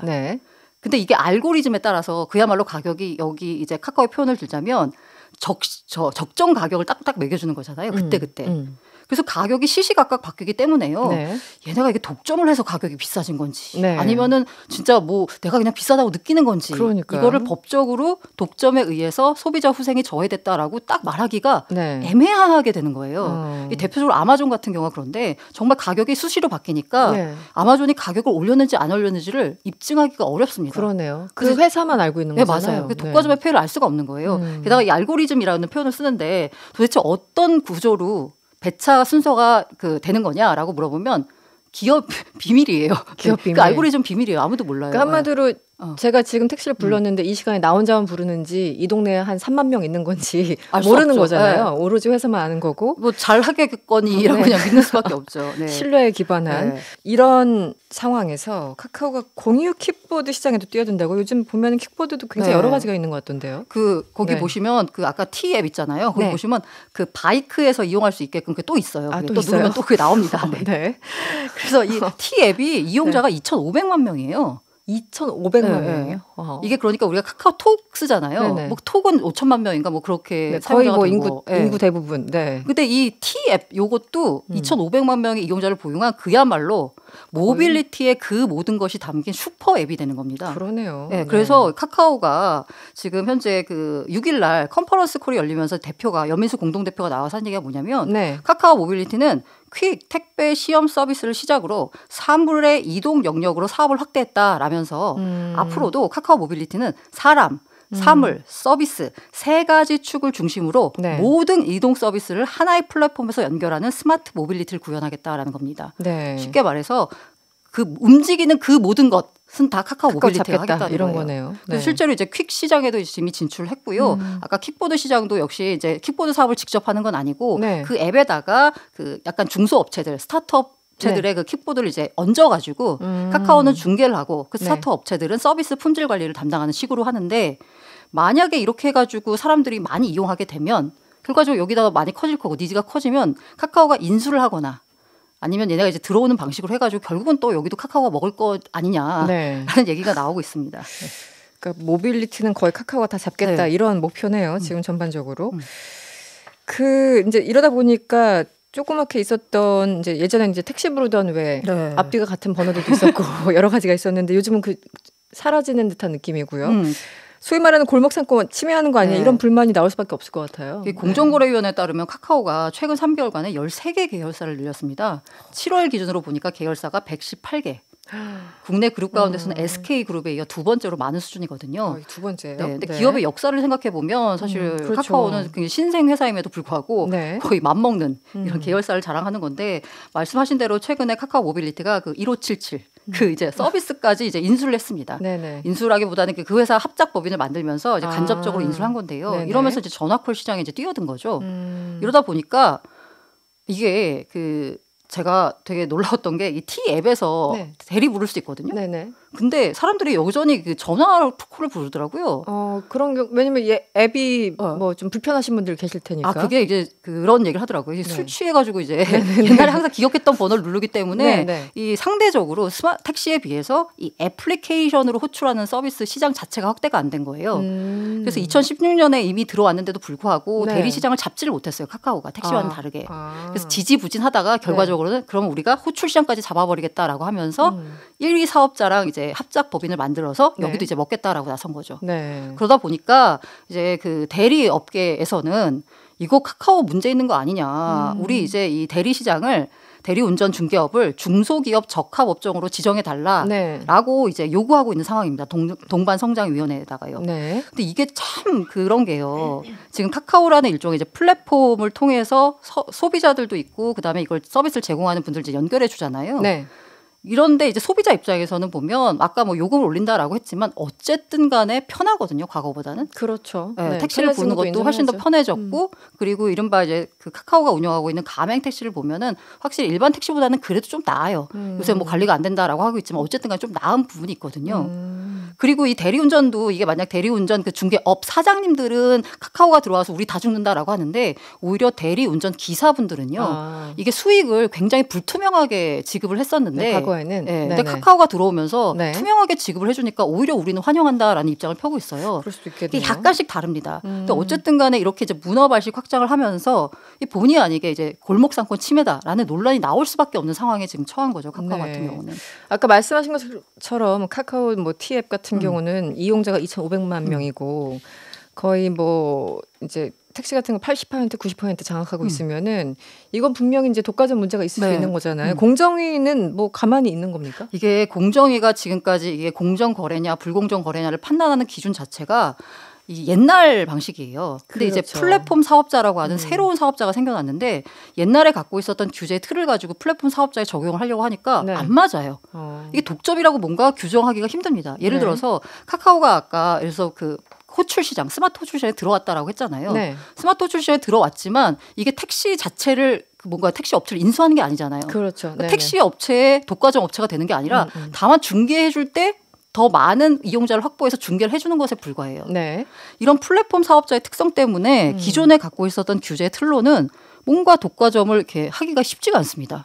그런데 요즘 사실 플랫폼이 얼마 안 됐다고 해도 꽤 됐잖아요. 네. 그동안 법 개정이나 이런 게 아직도 없어요? 그래서 이제 뭐 여러 가지 얘기도 나오고 있고 사실 뭐 독점에 사실 민감한 미국에서는 이미 그 규제 움직임이 나오고 있어요. 네네. 공정거래위원장이 아마존 저격수다라고 하는 그 분이 네. 나와가지고 이제 위원장을 맡기도 하고 이미 플랫폼 독점 종식법을 비롯한 5개 법안이 발의된 상태라고 합니다. 국내에서도요 정부 단일안으로 국회에 지금 현재 온라인 플랫폼 공정화법 이른바 온플법이 발의가 돼 있는 상황입니다. 네. 그래서 이 온라인 플랫폼 이 온플법을 보면요, 이 온라인 플랫폼에 대해서 정의를 해놨어요. 그래서 과연 우리가 어떤 부분을 이게 공정이냐 불공정이냐를 판단할 때 굉장히 중요한 기준이 뭐냐면 네. 어디까지가 사업의 그 범위냐, 네. 그 범위 안에서 얼마나 점유율을 차지하고 있느냐, 네. 어디까지 영향이 미치느냐, 뭐 이런 걸 봐야 되거든요. 네. 그럼 이 사업이 뭔지를 정의를 해야 돼요. 네네. 그 정의가 처음으로 나온 게 이제 온라인 플랫폼에 이렇게 정의가 되는 이 상황인데 여전히 지금 현재 발의만 된 상태고요. 뭐 국회를 통과했다거나 뭐 공정위가 뭐 심사 기준을 바꿨다거나 이런 변화는 없습니다. 그러니까 아직. 세상은 10년, 20년 막 앞서가고 있는데 국회는 자체가 지체가 돼가지고 뭐 세상이 어떻게 돌아가는지 관련 법도 안 만들고 참 답답하다는 생각이 많이 듭니다. 알겠습니다. 오늘 시간이 다 돼서 마무리해야 되겠네요. 지금까지 경제가 문제 고란 기자와 함께했습니다. 오늘 고맙습니다. 네, 감사합니다. 개미는 오늘도 열심히 일을 하네. 개미는 열심히 투자한 개미들을 위한 코너죠. 돈과 함께 시간입니다. 이베스트 투자증권 염승환 이사와 전화 연결되어 있습니다. 이사님 안녕하세요. 네, 안녕하세요. 네, 오늘도 시작하자마자 다짜고짜 질문부터 하겠습니다. 염승환의 천기 누설. 4369번님이 문자 주셨어요. 안녕하세요, 염 이사님. 이거 꼭 여쭙고 싶습니다. 제가 효성 첨단 소재 몰아 넣었는데요. 과연 어떻게 될까요? 이렇게 질문을 주셨네요. 예, 뭐 효성 첨단 소재가 올해 가장 뜨거운 기업 중에 하나고요. 주가가 이게 사실 올해 연초에 15만 원대 뭐 이렇게 왔다 갔다 하고 있었는데 이번에 60만 원까지 갔으니까 굉장히 지금 주가가 많이 오른 상태이기도 하고, 다만 이제 주가가 한 4배 가까이 오르다 보니까 가격 부담을 좀 느끼는 것 같아요. 실적도 너무 좋고 향후 이제 수소 관련해가지고 수소 연료 탱크가 아무 소재나 쓸 수 없는 게 이제 수소가 폭발할 위험성이 있다 보니까 네네. 탄소 소매를 써야 되는데 효성 첨단 소재가 국산화를 해가지고 일단 계속 이 사업을 하고 있기 때문에 앞으로 수소 시대에 맞는 그런 좀 기업인데 본업도 좋고 미래 이런 소재 사업도 좀 잘하고 있어서 주가 뭐 여전히 저는 긍정적으로 보고 있습니다. 다만 주가 4배 올랐잖아요. 올랐기 때문에 쉬어가는 거는 어쩔 수 없습니다. 그래서 한 9월이나 10월까지는 좀 지지부진할 것 같아요. 옆으로 좀 늘어지면서 이 점을 꼭 염두에 두셔야 됩니다. 주가는 영원히 오를 수 없거든요. 쉬었다가 또 가는 거니까 지금은 한 2, 3개월 정도의 옆으로 횡보하는 기간 조정 구간이다. 그래서 저는 파시는 것보다는 조금 인내심을 발휘하시면서 보유하실 것을 좀 권유드리고 싶습니다. 네. 그리고 5820번님이 문자 주셨는데요. 이재용 부회장 가석방 되면 10만 전자 가는 겁니까? 가석방은 경영에 참여할 수 없어서 주가에 영향이 없다는 추측도 있는데요. 궁금합니다. 이렇게 문자 주셨네요. 네, 가석방은 사실 이제 경영에 참여할 수 없고요. 사면이 돼야만 이제 가능은 한데, 근데 법무부 장관의 승인이 있으면 가능은 하다고 하더라고요. 네네.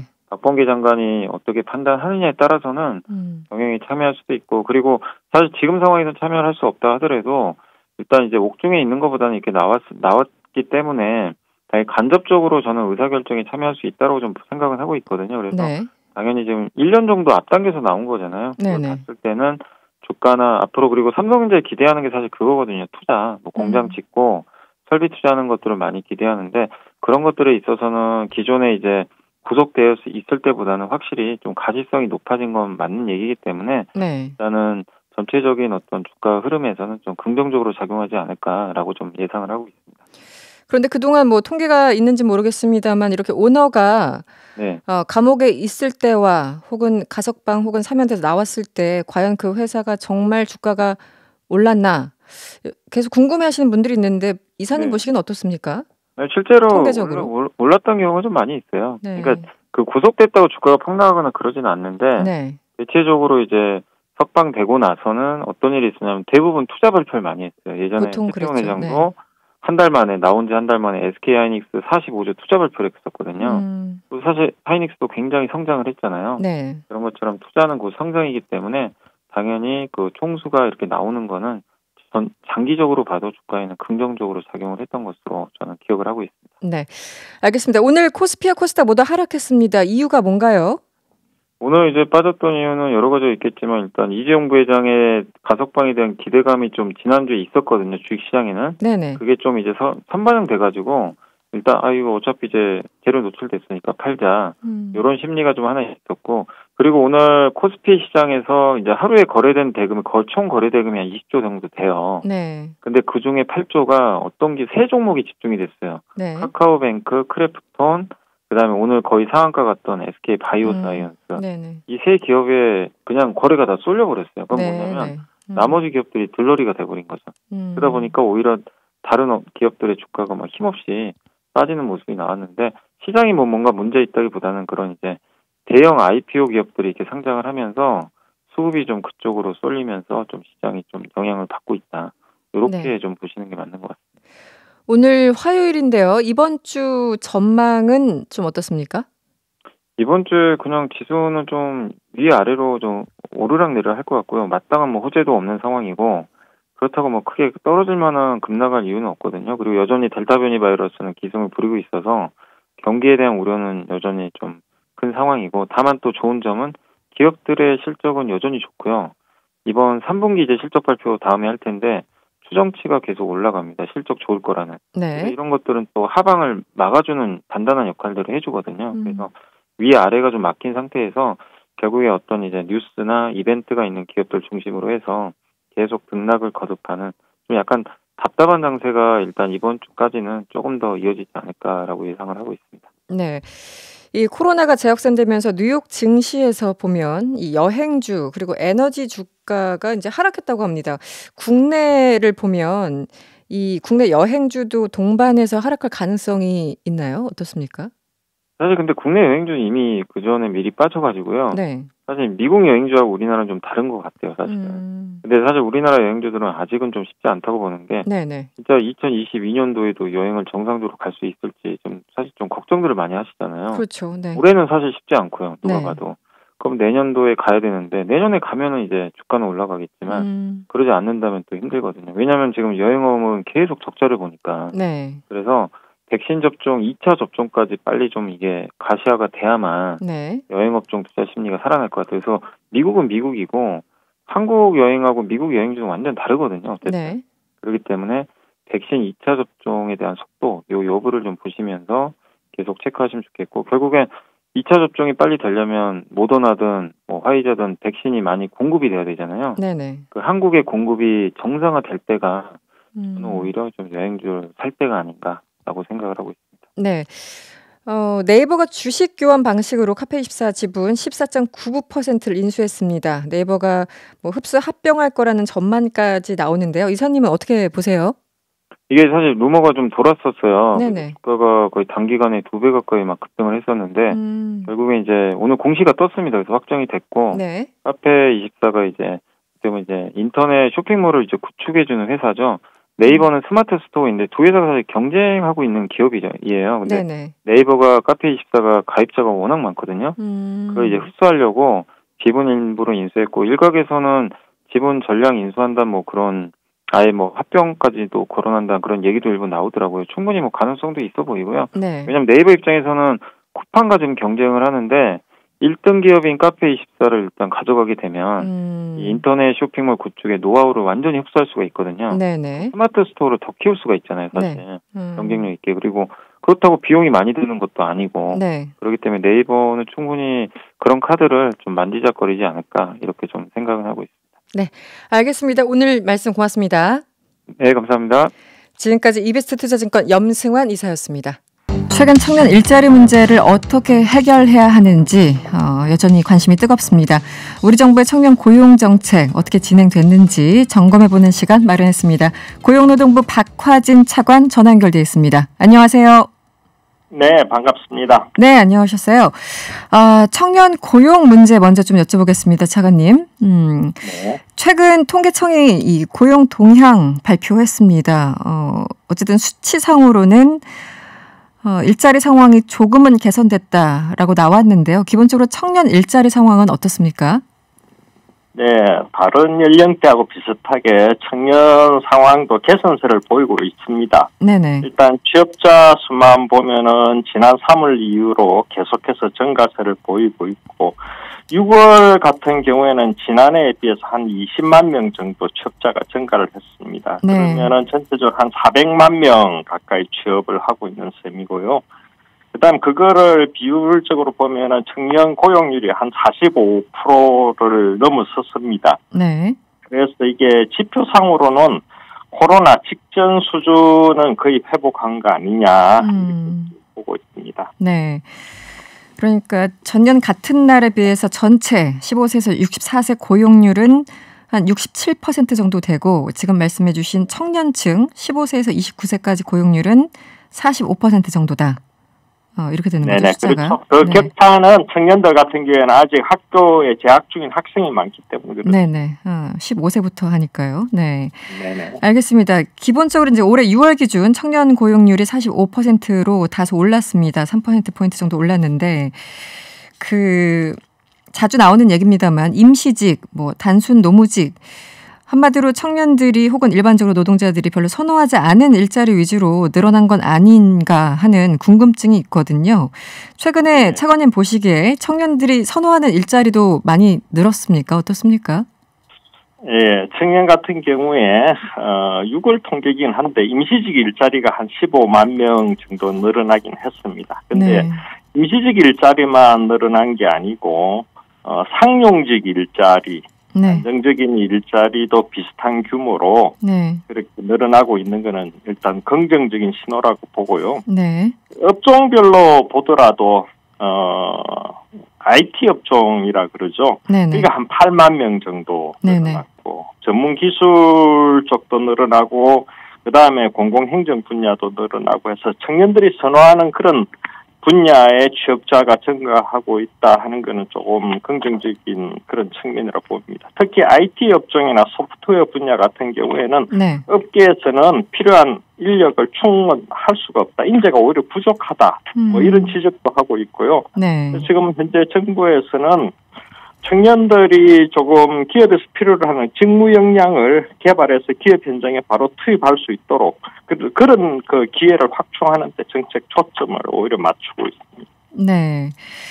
기본적으로 청년 일자리 문제가 이제 해결되기 위해서는 어떤 일자리든 마찬가지겠지만 이제 정부에서 공공 일자리 공급하는 건 또 한계가 있지 않습니까? 자리나 자원이나. 그래서 궁극적인 해결책은 민간에서 일자리가 많이 늘어나야 되는 건데 지금 민간 일자리 상대적으로 비율이 어떤지 실제 공공 일자리 이런 것보다 민간 일자리들도 많이 늘어나고 있는 추세인지 좀 설명을 해주시죠. 예. 공공 일자리라고 하면은 아시는 대로 이제 공공 부분 하면은 공무원이나 공공기관의 일자리인데 공공기관의 일자리 늘리는 거는 한계가 있습니다. 그렇죠. 탄력적으로 대응하기도 힘들고 특히 청년의 경우에는 공공 부분에 할 수 있는 역할이 한정이 되어가 있습니다. 흔히 아시는 대로 고령자, 노인 일자리 같은 경우에는 저희들이 그런 서비스를 만들어서 그렇게 일자리에 참여할 수 있도록 할 수 있는데 청년 같은 경우에는 기본적으로 민간 일자리가 중요하다, 늘어나야 된다 그렇게 보고 있고요. 제가 말씀을 드리고 싶은 거는 일단은 그런 차원에서 현재 이제 디지털 분야라든지 그래서 민간 분야에 있어서 투자가 조금 활성화될 수 있도록 저희들이 여러 가지 종합적인 대책, 그게 한국판 뉴딜 대책이라 그러죠. 그런 대책을 추진을 하고 있고 그다음에 노동부 차원에서 할 수 있는 게 일단은 그런 분야에 신기술이나 신산업 분야에서 유망 기업들이 청년을 한 명이라도 더 채용할 수 있도록 여러 가지 채용 장려금 형태로 인센티브를 제공하는 사업을 하고 있습니다. 네. 그래서 그런 인센티브를 조금 더 확충하고 있습니다. 올해 같은 경우에도 연 20만 명 이상이 되고요. 또 한 가지 중요한 거는 청년들이 기업이 필요로 하는 그런 직무 능력을 쌓을 수 있도록 네. 훈련 기회를 충분히 제공하는 게 그게 중요하다고 생각을 합니다. 네. 그래서 그런 사업들 아마 들어보셨는지 모르겠습니다만 K 디지털 트레이닝이라고 네. 최근에 청년들 사이에 네. 그 인기 있는 그런 프로그램이 있습니다. 뭐 그런 프로그램들을 저희들이 조금씩이라도 이렇게 늘려나가고 있고요. 네. 또 한 가지 이건 뭐 민간 부분에 한정되는 건 아닌데 청년들이 제대로 일을 선택을 하고 취업을 준비할 수 있도록 저희들이 상담하거나 컨설팅하는 그런 노력도 강화를 하고 있습니다. 특히 네. 알바 활동 같은 걸 하지 않고도 취업 준비에 전념할 수 있도록 구직 수당이라 그러죠. 그런 그 지원하는 제도 혹시 들어보셨는지 네네. 모르겠습니다만 네. 국민 취업 지원 제도라고 있습니다. 그게 올해 한 30만 명 정도 지원하는 그런 사업도 저희들이 하고 있습니다. 그런 노력들이 모아진다면은 민간 부분의 일자리도 조금씩 늘어나지 않겠느냐 그렇게 보고 있습니다. 그 최근에 이 고용노동부와 경총이 청년 고용 응원 프로젝트 업무 협약을 체결했다고 들었습니다. 네, 문 대통령도 뭐 이 프로젝트 많은 청년들이 좀 참여했으면 활용했으면 좋겠다 이렇게 언급을 한 걸로 알고 있는데요. 이 청년 고용 응원 프로젝트 어떤 내용인가요?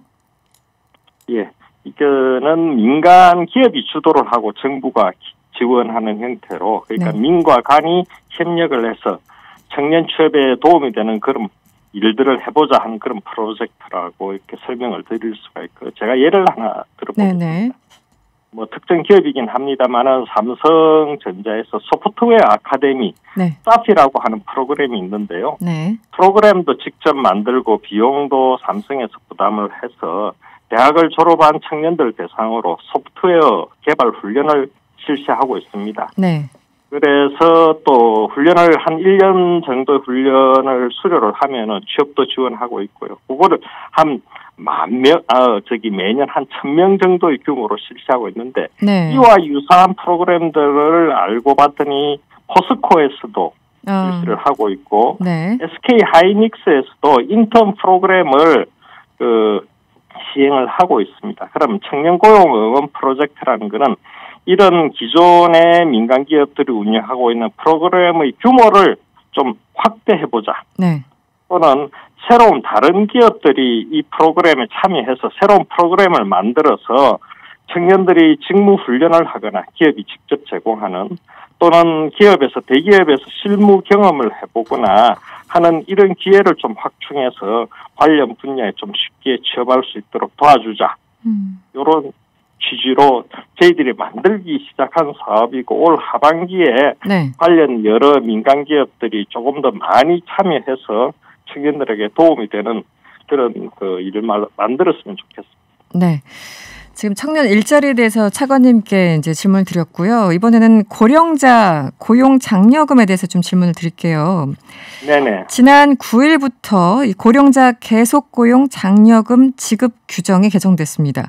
한마디로 정년 퇴직한 이후에도 계속 일을 할 수 있도록 지원 대상을 이제 확대했다는 뜻인데 이게 기본적으로 어떤 내용이고 지원 기준 혹은 대상은 어떤 분들인가요? 네.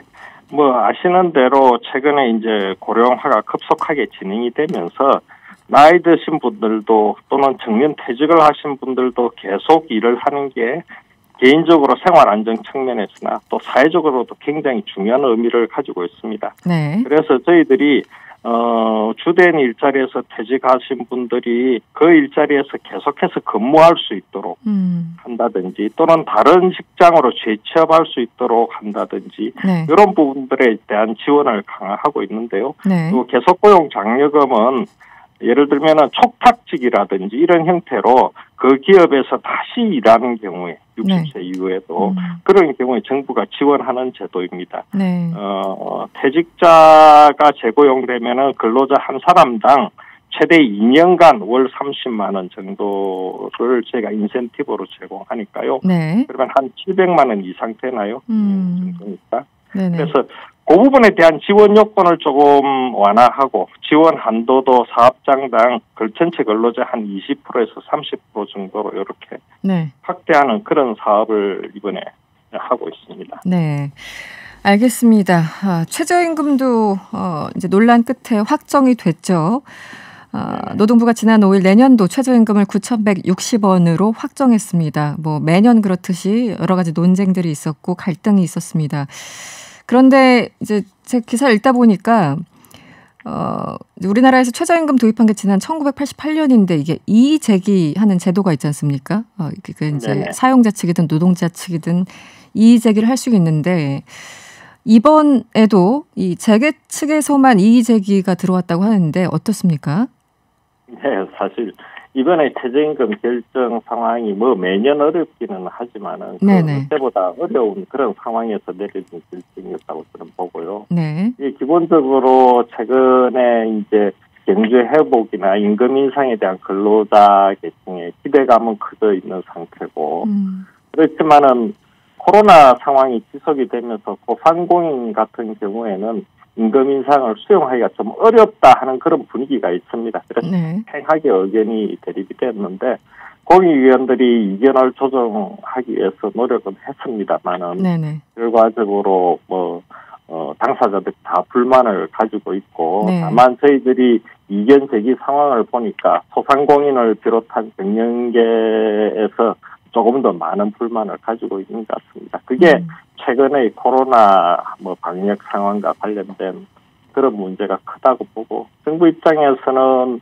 일단은 소상공인들 부담을 완화할 수 있는 여러 가지 방안들을 하고 있고 제일 중요한 거는 이번에 2차 추경에서 그 소상공인 자영업자 피해 보상 예산이 많이 확충이 되었습니다. 그래서 그 확충된 예산을 좀 신속하게 집행해서 또 부담을 조금이라도 덜어드리겠다. 그런 생각입니다. 제가 이제 이의 제기가 그동안 1988년 이후 이제 도입된 이후에 이의 제기가 한 20차례 있었다고 아까 말씀드렸잖아요. 네, 그 질문을 드린 이유는 그 이의 제기가 들어오면 이제 재심의를 하도록 돼 있잖아요. 할 수도 있다. 뭐 이 정도의 제안인지 모르겠습니다. 노동부 장관이 필요하다면은 재심의를 요청할 수도 있습니다. 네. 그런데 단 한 차례도 재심의가 없었다고 알고 있는데요. 맞습니까?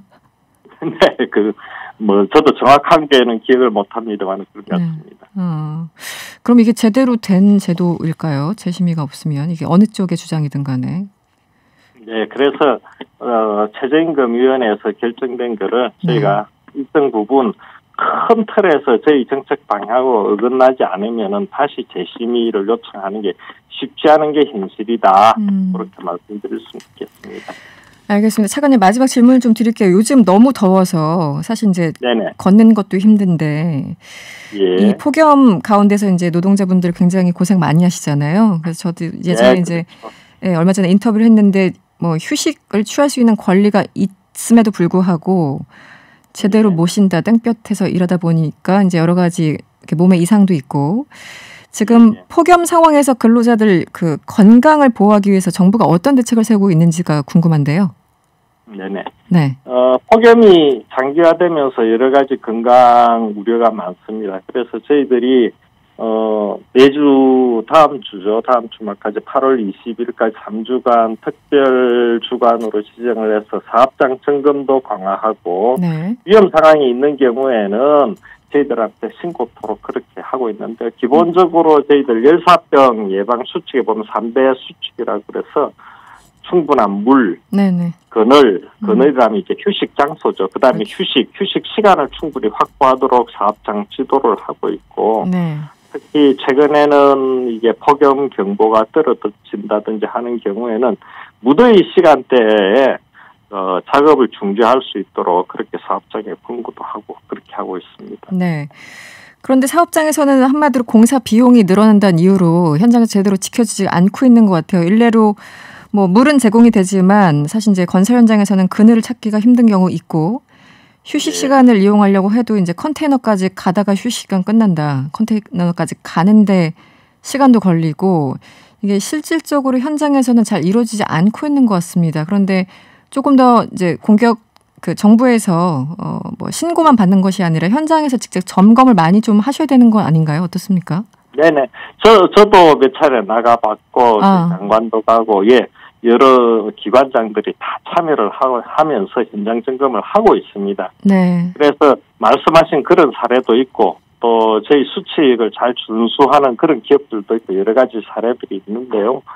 저희들이 볼 때는 사실은 이렇게 작업을 중지하는 게 쉽지는 않습니다. 네네. 예. 그래서 작업 중지하고 이렇게 공사 기간을 연장하거나 공사 금액 조정할 수 있도록 공공공사는 그게 가능하기 때문에 네네. 기재부에서 관련 지침을 시행을 한 바가 있고 네. 민간 부분은 다녀보니까 이런 사례도 있습니다. 무더위 시간대를 피해가지고 작업 시간을 좀 조정하는 그런 사례들이 많이 있습니다. 예전에 이제 오전 5시부터 작업해가지고 2시 이전에 끝내거나 또는 휴식 취한 이후에 5시 이후에 추가 작업을 하거나 하는 방식으로 근로자도 수용 가능하고 그다음에 기업에서 시행할 수 있는 그런 방안으로 그렇게 하고 있는 사례들도 저희들가 많이 발견을 했고 중요한 거는 작업 중지까지 안 나가더라도 틈틈이 근로자들이 충분히 휴식할 수 있도록 사업주들이 조금 더 많은 관심을 기울이고 그다음에 비용에 대한 투자도 하고 그렇게 해야 될 것 같습니다. 네, 알겠습니다. 오늘 말씀 고맙습니다. 네, 감사합니다. 지금까지 고용노동부 박화진 차관이었습니다. 지금 이 시각 정치권에서 가장 뜨거운 이슈를 짚어보는 여의도 인터뷰 시간입니다. 오늘은 여당 차례죠. 더불어민주당 박주민 의원 스튜디오에 나와 있습니다. 어서 오세요. 예, 안녕하십니까. 네. 변호사님과 동의어는 이제 세월호 변호사 의원님과 오늘 세월호 특검팀 수사 결과 발표가 됐잖아요. 이제 뭐 수사 대상 자체가 좀 한정적이긴 했습니다만 기본적으로 어떻게 보셨어요? 조작은 없었다라는 결론이었는데요. 우선은 제가 오늘 그 법관 탄핵 때문에 계속 헌재 한 4시간 반 있었거든요. 그러면서 조사 결과를 제대로 보진 못했습니다. 그리고 이 특검 수사 결과에 대해서는 특검 요청을 했던 사참위의 입장이 굉장히 중요한데 아직 입장이 안 나왔어요. 아직요? 네. 그래서 그것들을 좀 보고 나서야 좀 정확하게 말씀을 드릴 수 있을 것 같아요. 근데 보도자료 요약본을 보니까 하나 좀 눈에 들어오는 대목이 있었는데 뭐냐면 그 DVR 조작 의혹 관련돼서는 비교 가능한 데이터가 사실상 없다. 그래서 이제 판단하기가 어렵다라는 대목이 있었어요. 그러니까 조작이 없었다라는 결론이 나왔다라기보다는 조작 여부를 밝힐 수 있는 비교 대상이 되는 어떤 원본 파일이 없었다. 정확하게 표현을 하자면 그렇게 이해하시는 게 정확할 것 같습니다. 네. 사참위 입장을 확인하고 그 이후에 좀 얘기를 구체적으로 할 수 있을 것 같은데 기본적으로 유가족들은 뭐 이뿐만 아니라 이제 재조사를 요구하고 있는 부분들이 많잖아요. 네, 맞습니다. 앞으로 뭐 추가 수사나 조사나 왜냐면 이게 몇 년 동안 이제 끌었고 여러 차례 저희들이 이제 희망을 가지고 기다려 봤는데 유가족들 입장에서는 아직 납득할 수 없는 결과들이 지금까지는 좀 나온 편이고 앞으로 추가 수사 조사 가능성은 어떻습니까? 지금 어떤 언론을 보니까 제목으로 뭐 9번 수사했다. 근데 빈손이었다. 이렇게 얘기하는데 뭐 이 건에 대해서는 지금 처음 수사가 이루어진 거고요. 그다음에 그동안 이루어진 수사에 의해서 기소되거나 심지어 유죄로 확정된 사람들도 굉장히 많습니다. 그래서 그동안의 수사가 전혀 성과 없이 다 빈손으로 끝났다. 이런 것은 좀 맞지 않고요. 앞으로의 수사나 조사 가능성은 아시겠지만 사참위의 활동 기간이 남아 있고요. 또 이번에 사참위법이 개정이 되면서 사참위 활동 기간 동안에는 공소시효가 정지되게 돼 있어서요. 공소시효가 아직 넉넉히 남아 있습니다. 그래서 사참위 조사 결과라든지 또는 새로운 어떤 수사 단서의 발견을 통해서 이 문제뿐만 아니라 다른 문제들도 수사 가능성은 남아 있습니다. 사참위가 내년까지인가요? 네, 내년까지인데 사참위 기간 동안은 공소시효가 정지돼 있는 거고 그래서 이전에 이제 사참위의 활동 기간도 다 포함이 되기 때문에 공소시효는 좀 넉넉히 남아 있는 편입니다. 시간은 있다. 네, 알겠습니다. 조금 전에 짧게 얘기를 해주셨는데 오늘 헌재에 계속 계셨다고요? 4시간 반 동안. 그 양승태 전 대법원장 시절에 이제 일선 재판에 개입한 혐의로 지금 탄핵 소추된 임성근 전 부장판사에 대한 재판이었다고 들었는데요. 네네네. 오늘 왜 가셨고 가장 큰 쟁점은 무엇이었는지 설명을 좀 해주시죠. 아시다시피 네.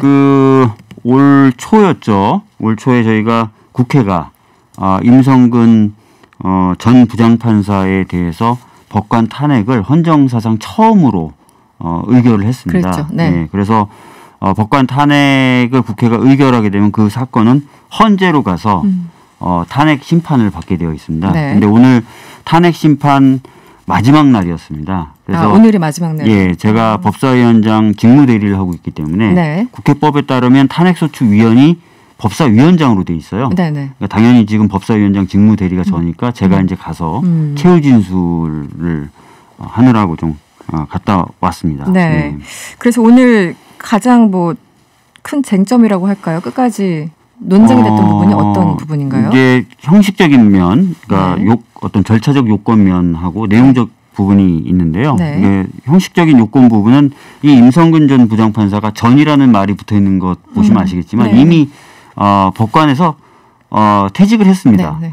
근데 탄핵이라고 하는 것은 사실상 강제로 퇴직시키는 건데 이미 퇴직한 사람을 상대로 어떻게 탄핵을 하느냐라는 절차적 요건에 관련된 논쟁이 처음부터 네네. 오늘까지 계속되고 있고요. 그랬었죠. 국회에서 논의할 때부터도 그 얘기 많이 맞습니다. 있었잖아요. 예. 네. 내용적인 부분은 이제 사실 이제 이 임성근 전 부장판사가 후배나 또는 자기 밑에 있는 판사들에게 판결 좀 이렇게 해봐라 저렇게 해봐라 얘기했던 사실에 대해서는 피청구인 측도 크게 부정을 안 해요.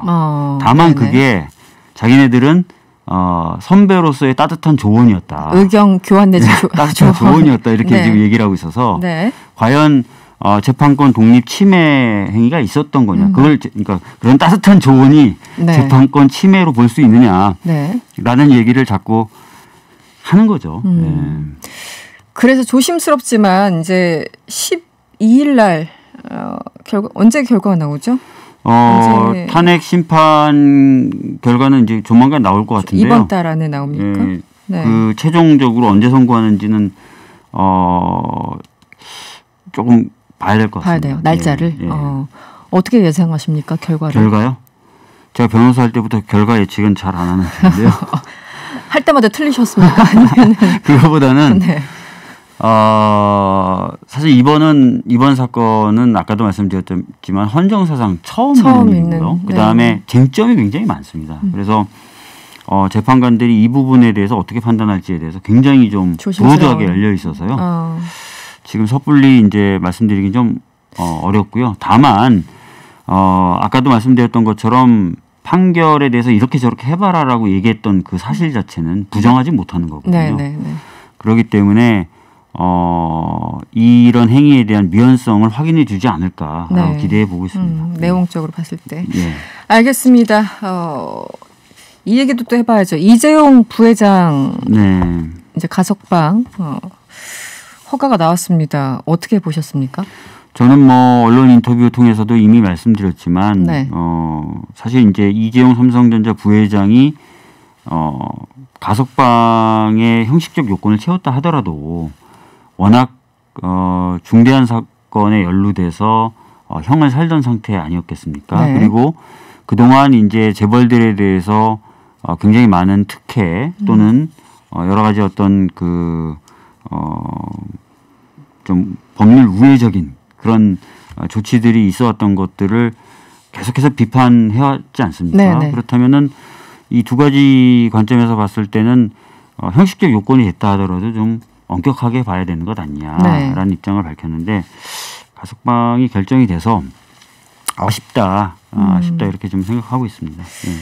당내 분위기는 어떻습니까? 이게 이제 찬성하시는 분들도 있고 공개적으로 이거 반발하시는 분들 예를 들어 정청래 의원 같은 경우도 페이스북에 글을 썼고 김두관 예비후보도 마찬가지고 등등. 근데 당내에서는 이게 이제 여당이다 보니까 좀 부담스러운 부분도 있을 텐데 분위기는 어떻습니까? 서로 말을 안 하려는 분위기가 어떻습니까? 말씀하신 대로 이제 공개적으로 이제 부정적인 의사를 표명하시는 분도 있고 또 어떤 분들은 경제적인 상황을 고려했을 때 좀 필요한 조치 아니었겠느냐라고 얘기하시는 분도 계시지만 대다수 의원분들은 이미 정부에 의해서 결정된 부분이고 그건 또 정부의 권한이자 역할이기 때문에 네. 거기에 대해서 뭐라고 얘기하는 것 자체가 가다부다라고 얘기하는 것 자체가 적절하진 않는 것 같다라는 분들이 인 것 같습니다. 대다수가. 예. 네, 좀 알겠습니다. 지금 법무부 장관이 이재용 부회장 이제 이게 가석방이기 때문에 취업 제한이라는 게 있지 않습니까? 그런데 네, 또 한 달 내에 이제 해제를 해달라고 하면은 뭐 법무부 장관 소관으로 해제가 될 수도 있는데 어떻게 보세요? 지금 법무부 장관은 뭐 고려하지 않았다라고 선을 긋긴 했는데 일단 가석방 경제를 위해서 가석방했다면 일도 하게 해줘야 되는 거 아닙니까? 논리적으로 보면은 그렇다면 취업 제한이 풀리는 건가요? 글쎄요, 이 부분에 대해서는 가석방과 연장선상에서 볼 것이냐, 네네. 아니면 아까 말씀드렸던 것처럼 네. 어떤 엄격한 법 집행이라는 관점, 그리고 법 위에 누구도 설 수 없다라는 그 관점, 네. 이 두 가지 중에 뭘 중시할 것이냐를 다시 한번 또 따져봐야 되는 문제예요. 저는 여기서 이제 다시 한번 좀 말씀드리겠지만, 네. 취업 제한 해제까지 해준다는 것은 아마 재벌 중에서도 또 삼성에게 약간 특별 대우를 하는 것 아닌가라는 생각이 좀 들고요. 그래서 이 부분은 좀 진짜 엄격하게 볼 필요가 있다라고 생각합니다. 이건 마저 하면 이건 진짜 너무 지나치다. 뭐 이런 입장. 저는 좀 그런 입장입니다. 네. 네. 뭐 박용진 의원이 아닌 건 아니지 뭐 이렇게 얘기를 하셨는데 어쨌든 지금 여러 가지 좀 복잡한 상황인 것 같습니다.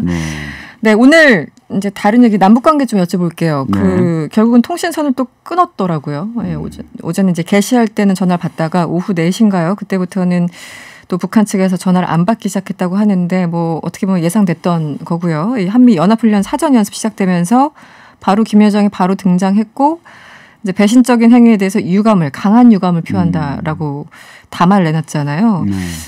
북한의 조치 어떻게 보셨습니까? 먼저 이 한미 연합훈련에 대해서는 어떤 입장이셨죠, 의원님? 한미 연합훈련은 사실 한국과 미국이 좀 약속된 것이었고 예정된 거죠. 네. 그렇기 때문에 뭐 급박하게 이것을 뭐 하지 않는다든지 이런 거는 어렵죠. 아마 북한도 그런 사정은 알고 있었을 것입니다. 네네. 그래서 그리고 또 지금 북한도 미국과의 대화를 원하고 있기 때문에요. 비록 지금 한미연합 훈련을 이유로 통신선을 중단했다 하더라도 네. 아까 말씀드렸던 것처럼 이 사정과 이런 걸 다 알기 때문에 조만간 좀 큰 틀에서 다시 한번 대화 채널들이 복원되지 않을까 이렇게 보고 있습니다. 복원될 것이다. 예. 좀 낙관적이시네요. 그 부분은. 왜냐하면은 어차피 대화를 원하기 때문에. 왜냐하면은 지금 북한의 어떤 식량 사정이라든지 네. 이런 것도 굉장히 어렵다라고 많이 알려져 있지 않습니까? 네네.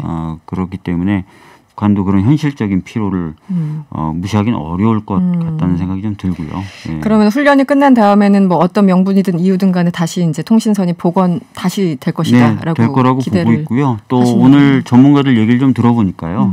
지금 북한은 미국, 중국을 다 지렛대처럼 쓰고 싶은 거예요. 그렇죠, 서로. 네, 서로. 원래 둘 다 안 좋아하잖아요. 그렇죠. 네. 그러니까 지금은 약간 중국 쪽 해가지고 이제 한미 군사 훈련에 대해서 비판적인 입장.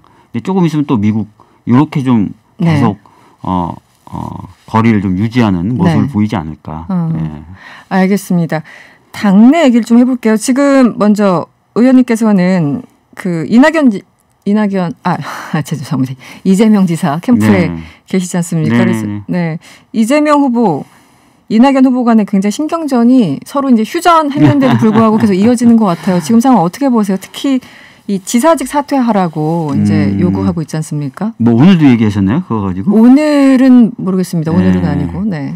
지사직 사퇴에 대해서는 뭐 이미 이재명 후보도 얘기를 하셨고 저도 이제 비슷한 생각인데 주자들마다도 또 생각이 다른 것 같더라고요. 네. 근데 이제 아시다시피 이제 경기도지사도 국민의 선택을 받은 자리거든요. 네. 그렇기 때문에 선거를 위해서 이 자리를 내던지거나 무책임하게 방기하는 것은 어렵습니다. 특히 지금은 코로나 방역이라든지 또 코로나19로 인한 굉장히 어려운 여러 여건들이 있기 때문에 공석으로 놔두는 기간이 길어지는 게 바람직하지 않다고 봅니다. 그래서 최대한 책임을 지고 역할을 하는 것이 좀 필요하다 이렇게 보고 있습니다. 지금 오늘 송영길 대표도 취임 100일 기자 간담회에서 다시 한번 이제 원팀을 강조했는데 사실 원팀 강조한 그 다음 날부터도 네, 며칠 전이었죠. 원팀 강조하고 그 다음 날 바로 또 이제 신경전과 감정 싸움이 시작되더니 결국은 또 이제 이재명 후보가 휴전 이렇게까지 계속 뭔가 굴곡이시 지내가고 있잖아요. 사실은 이런 싸움은 예상은 됐던 거고 과거 이제 선거를 봤을 때 지금 상황 어떻게 보세요? 조금 더 과열됐다 보십니까? 당내 경선의 어떤 수위나 이런 것들이? 당내 경선 과정에서 항상 이 정도는 하죠. 근데 이제 이 정도는 하는데 네. 이제 더 되면 더 안 되죠. 왜냐면은 이제 여러 여론조사상 나타나는 흐름을 보면은 네. 어느 누구에게도 도움이 안 되는 것 같습니다. 지금 서로 늪으로 빠지는 듯한 그런 그래서 들어서 어느 선본이나 이 네거티브는 이제 안 된다는 인식을 좀 가지게 된 것 같아요. 원팀 협약식 할 때보다 지금 훨씬 더. 지금 더. 그래서 앞으로는 조금 이런 것들이 잦아들면서 정책 경쟁으로 자연스럽게 가지 않을까 싶습니다. 네, 알겠습니다. 오늘 아쉽지만 시간이 다 돼서 여기서 마무리하겠습니다. 오늘 고맙습니다. 네, 감사합니다. 지금까지 더불어민주당 박주민 의원이었습니다. 네, 저희들이 준비한 내용은 여기까지입니다. 명랑시사는 내일 저녁 6시 10분에 찾아오겠습니다. 편안한 저녁 되시고요. 지금까지 이승원이었습니다.